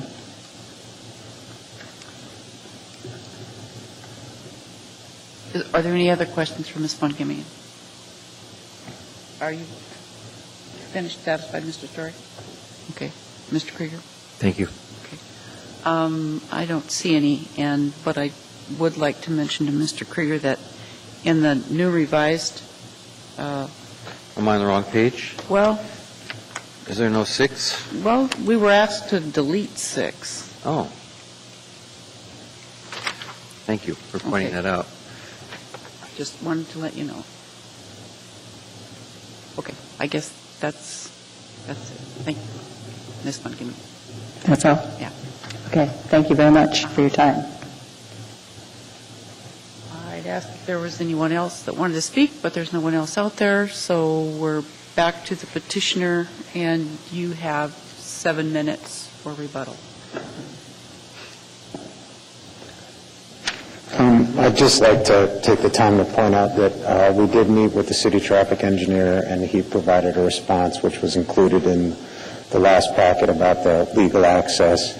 Also, we are not vacating our portion of Barrow or have any action to vacate it, so Barrow could be built in the future. It could be built as a driveway. It could be used for a variety of purposes for access. So we're not opposed to the adjacent landowner using it for access, building it for access, doing whatever they want to do. What we're opposed to is, and we've come to agreement with the city on, is building Barrow Street for the reasons mentioned, that they don't want it to connect to Tudor in the first place. And we've agreed to make some storm drainage improvements in the right-of-way and leave it at that. So I guess that's our position at this point, and we don't feel it's necessary to go any further than that. Thank you. Mm-hmm. Are there any other questions for Mr. O'Neill at this time? Okay, thank you very much. Thank you. All right, so that closes the public hearing, and the matter rests with the board. Ms. Stolpe? Well, now I'm confused, and I wonder if, Madam Chair, if we could ask Ms. O'Brien why number 6 was deleted. I thought I was following it right along until you said that. Okay, well, that's where we are right now, does anyone have questions for staff? Ms. Stolpe? Ms. O'Brien? Madam Chair, Ms. Stolpe, on the back of the revised recommendation, comments received around 3 o'clock, revised comments from the traffic engineer. I didn't see that. That states that the Barrow Street access for Lot 6, the traffic engineer states the owner of the lot has legal access to Barrow Street and Tudor Road. They can work with DOT on any required driveway requirements.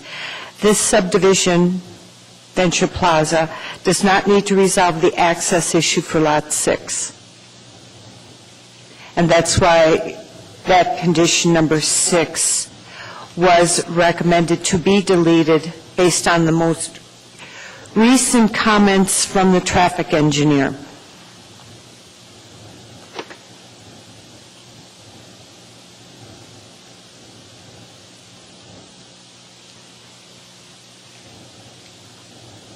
Are you okay, Ms. Stolpe? Okay. Are there any other questions for staff? Ms. Taylor? Thank you. Through the chair, Ms. O'Brien. The ADOT comments in the packet are dated from 2005. Have we had any updated comments from them, or is that a typo?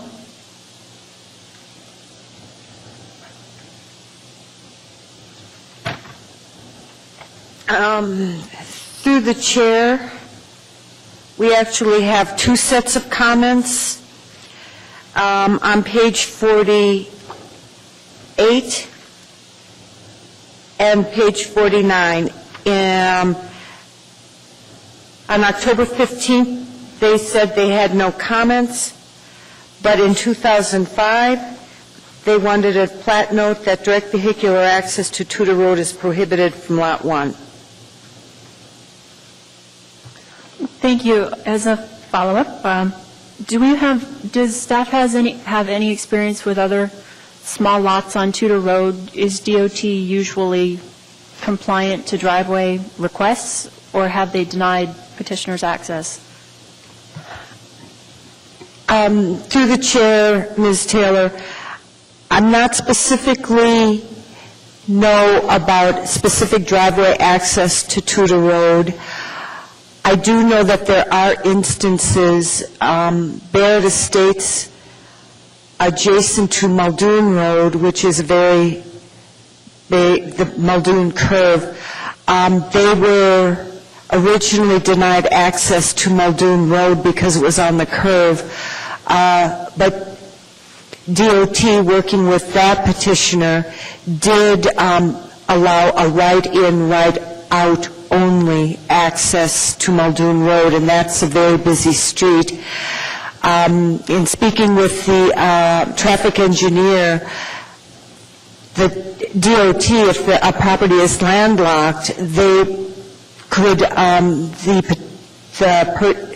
Ms. Von Gemmingen would have to work, and her co-owners would have to work with DOT to obtain a driveway to Tudor Road. It would be right-in, right-out only, and it could possibly, because both lots 5 and 6 within the Rosebud subdivision are in common ownership, there might be a requirement to have a shared driveway access to serve both those lots, so there would only be one driveway access.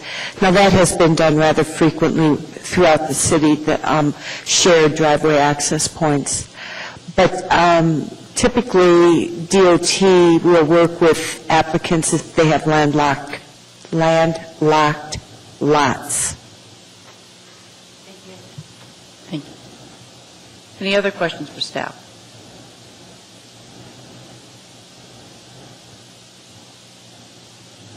Seeing none, the matter rests with the board, and could I have a positive motion, please? Okay, we'll go back. Never mind. Oh, okay. Mr. Fuller.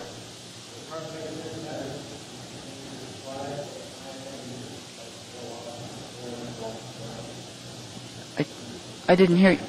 I couldn't hear you. Try again. I said in light of conflict of interest, I don't think there is one, but I just want to point out down in Kett subdivision, I have an ownership interest down there. It's about 4 blocks east of this property. Oh, in Kett subdivision. Now that we've brought it up, could I have a motion for Mr. Fuller to participate? Mr. Krieger?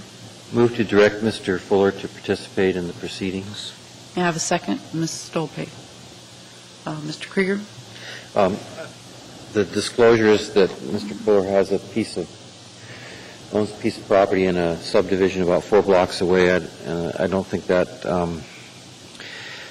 should affect his ability to exercise independent judgment on this matter. So I would direct him to participate. Is there any other discussion on the matter? If not, then, Mr. Fuller, you are directed to participate. Okay. Madam Chair, does the board have to take a vote on that motion? We didn't take a vote, but we had there was no objection. Oh.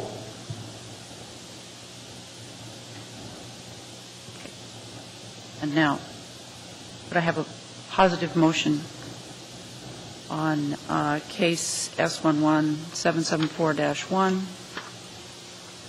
Ventura Plaza, Lot 1,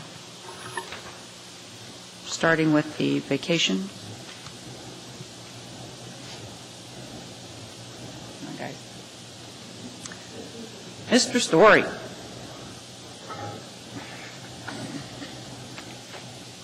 In the case of S-11774-1, Venture Plaza, I'd like to make a positive motion to approve the vacation.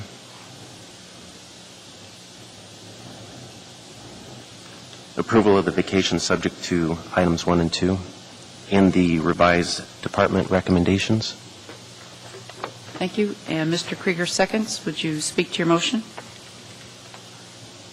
I believe that NSTAR, which is a major holder of the easement, has non-objection, and if they obtain other non-objections for the vacation of the easement, that I concur with the department's recommendations. Any other discussion? Any objection to the motion? Seeing none, the motion is approved. The vacation is approved. And moving on to right-of-way variance.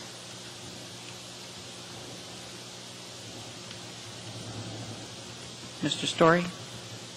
In the case of S-11774-1 Venture Plaza, I move to approve the variance request from AMC 2185030 for the right-of-way improvement requirements for Barrow Street. Ms. Moses seconds. Would you speak to your motion, please? I support the variance due to the support of PM&E, traffic, and DOT, and I believe that it is a potential safety concern for developing Barrow Street. Therefore, I move to approve. Any other discussion? Mr. Krieger. Thank you, Madam Chair. This was, I think, the issue that Ms. Von Gemmingen brought up, which is should we agree to not require Barrow Street to be built to normal road improvement requirements? And I'm going to support the motion, too, although I don't think I quite figured it out yet. But it looks as though Lot 6 has access to Barrow Street, and the problem is that Barrow Street's not going to be improved through this action. And the adjacent landowner would like to require the fellow on the other side of the street to be required to improve the street to municipal standards when that plat is approved, rather than apparently leave it the way it is. I guess the way I see it, as long as we're not vacating the right-of-way on Barrow Street, that it's sort of everybody is at a standstill and no improvements are going to be made to Barrow Street. So I'm willing to support the variance. Thank you. Any other discussion? Ms. Moses. Through the chair, if I may just comment further on Board Member Krieger's comments. I intend to support the motion as well, and I guess in a nutshell, it seems to me that with the approval of this variance request, it really doesn't change for better nor worse the property owner of Lot 6 and 5.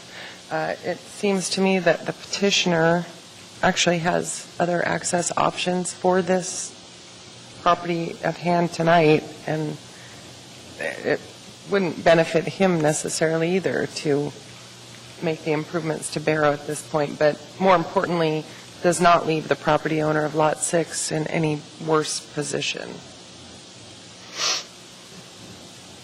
Any other comments?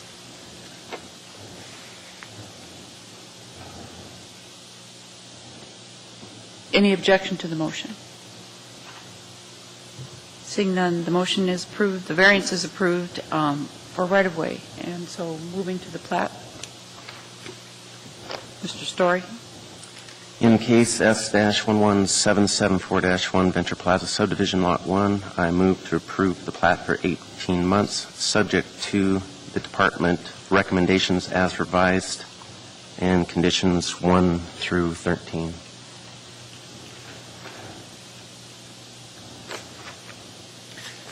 Second. Mr. Krieger seconds. Mr. Story. Could I make a friendly amendment to that? I mean, It sounded like staff wanted 6 deleted. Was that part of your motion, to delete 6? Was it 6 that was? Yeah, 6 was the one that I thought was in, and apparently staff has agreed to take it out. But 6 still shows up in the printed version of the revised recommendations. Okay. Can I restate that motion? Certainly. I move to approve the plat for 18 months, subject to the department recommendations as revised, deleting item, or approve items 1 through 13 and deleting item 6. I'll second that again. Okay. Is there any discussion? Oh, well, Mr. Story, I guess you need to speak to your motion. I agree with the department recommendations on this. Ms. Moses? Through the chair, if I may ask a clarification question on this of staff. The petitioner noted 7A and 7B that with the zoning, the buffer and arterial landscaping was not required, as I understood it to be, per Title 21. Can you clarify that for me? Through the chair, Ms. Moses, under the RO district regulations, buffer and arterial landscaping are not required. 7A and B are not required. 7C is required by the RO district regulations. I further understood that the applicant wasn't opposed to 7C, but he didn't want to install the landscaping under the subdivision agreement because they no longer have a viable set of development plans. Something happened. In that case, if the board were to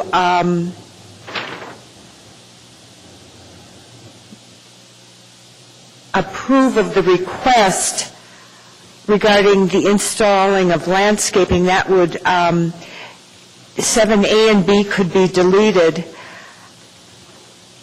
7C could be changed into a plat note that would require the installation of visual enhancement landscaping meeting those standards with the development of the property as a plat note, adding that as a plat note. Thank you. And the other, that would require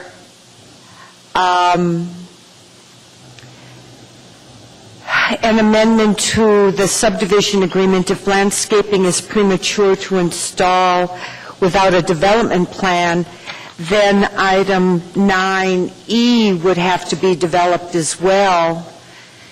And the plat note would require the installation of the landscaping through the building permit process when the development takes place. I'm sorry, that sounds so confusing. Yeah, that's pretty much. I apologize. This has been going on all day.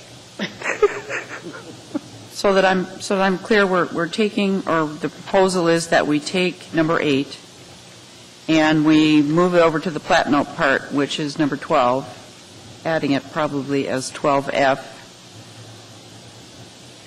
saying that there would be a required landscape plan as a part of any development? What I would suggest is on 7, at the first sentence, it says installing landscaping as follows, and eliminating that and stating placing a note on the plat.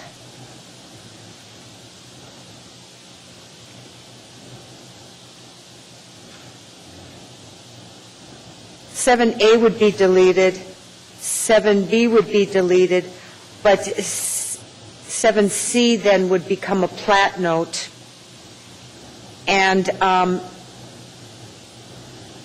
8 would also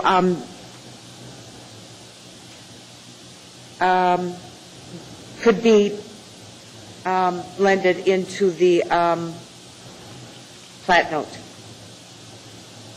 For 7C? Yes, deleting 8 and just including it in 7. It would now just be 7, placing the note on the plat regarding the visual enhancement landscaping. And if that's the intent of the board, I could clean that all up when I draft the summary of action for the Platting Board's approval at their next meeting, if that's agreeable, if that is the will of the board and is agreeable to the board. Mr. Story. I guess my understanding is then, through the chair to staff, is that you'll, if we agree to this tonight, that you'll rewrite 7 and 8, and then at our next meeting we can approve just 7 and 8, or? You would, tonight you would be, it would be basically 7 would now read, placing a note on the plat that visual enhancement landscaping meeting the standards of AMC 2145-125C1 shall be installed for all areas not devoted to that sentence, that those two sentences remain the same, with the future development of the property. And then a landscape plan shall be submitted for review and approval as part of the building permit process. Not the subdivision agreement. Not in the subdivision agreement. Because I understood, Madam Chair, that the request was they no longer have a development proposal. To install landscaping with the subdivision agreement would be premature until they once again have a development proposal, building plans and everything like that. Do you have a pretty good handle on it? Okay, all right. So, Mr. Story, can you amend your motion? I would like to amend my motion to delete 7A and B, as shown in the department recommendations as revised, and to add 7C to a plat note that would also include the verbiage provided by staff. And number 8 as well. And also revising number 8 to read submitting a landscape plan for review and approval as part of the building permit requirements.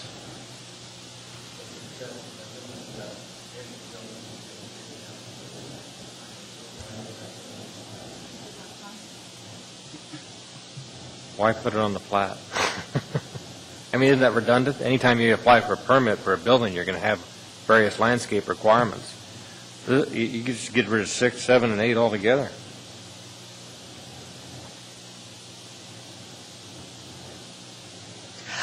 I don't see the need for all the extra language on the plat when it's not pertinent to what you're doing.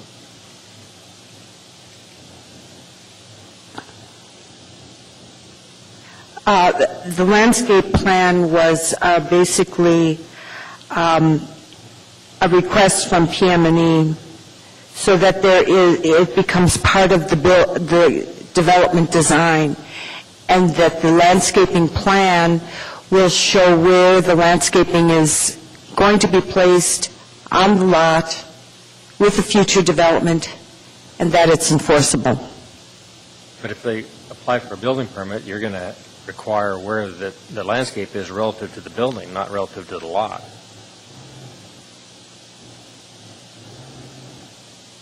I mean, it's just another level of answering somebody else's question that hadn't been asked yet.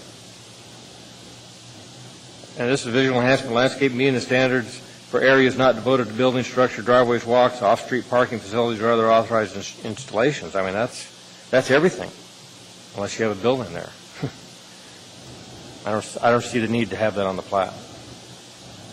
Madam Chair, Mr. Fuller, when lots are being, not being developed in the immediate future, there is always a plat note requiring landscaping in accordance with the applicable landscape standards to be installed with the development of the property. It's not being developed.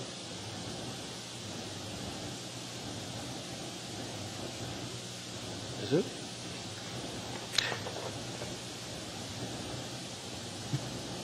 Ms. Moses, did you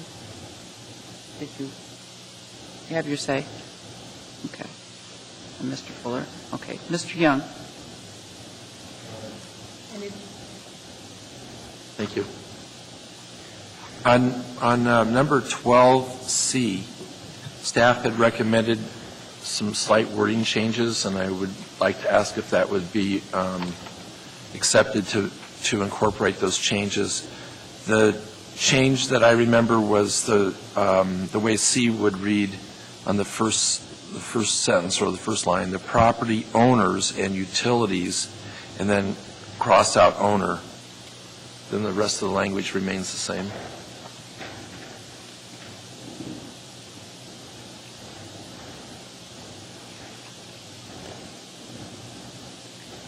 Go ahead, Mr. Story. I think that you said as amended, but we could make that clear. I didn't. Okay. I'll stay with my motion to amend and include the change in verbiage on 12C to read the property owners and utilities and cross out owner. Okay. Is everyone clear on what the motion is at this point? Is there any need to reiterate what's going on? Okay. So we're fine with that. There is a motion on the floor. Mr. Story has made the motion. Ms. Stolpe has seconded it. And is there any further discussion? Is there any objection to the motion? Seeing none, the motion passes, and the plat is approved for 18 months, subject to the conditions as amended. We've come to the end of the agenda. Thank you. Thank you. And I would like to welcome the new members to the board. Glad you're here. Glad you can serve. And is there any other board member comments, persons to be heard? Motion to adjourn? Or adjourned?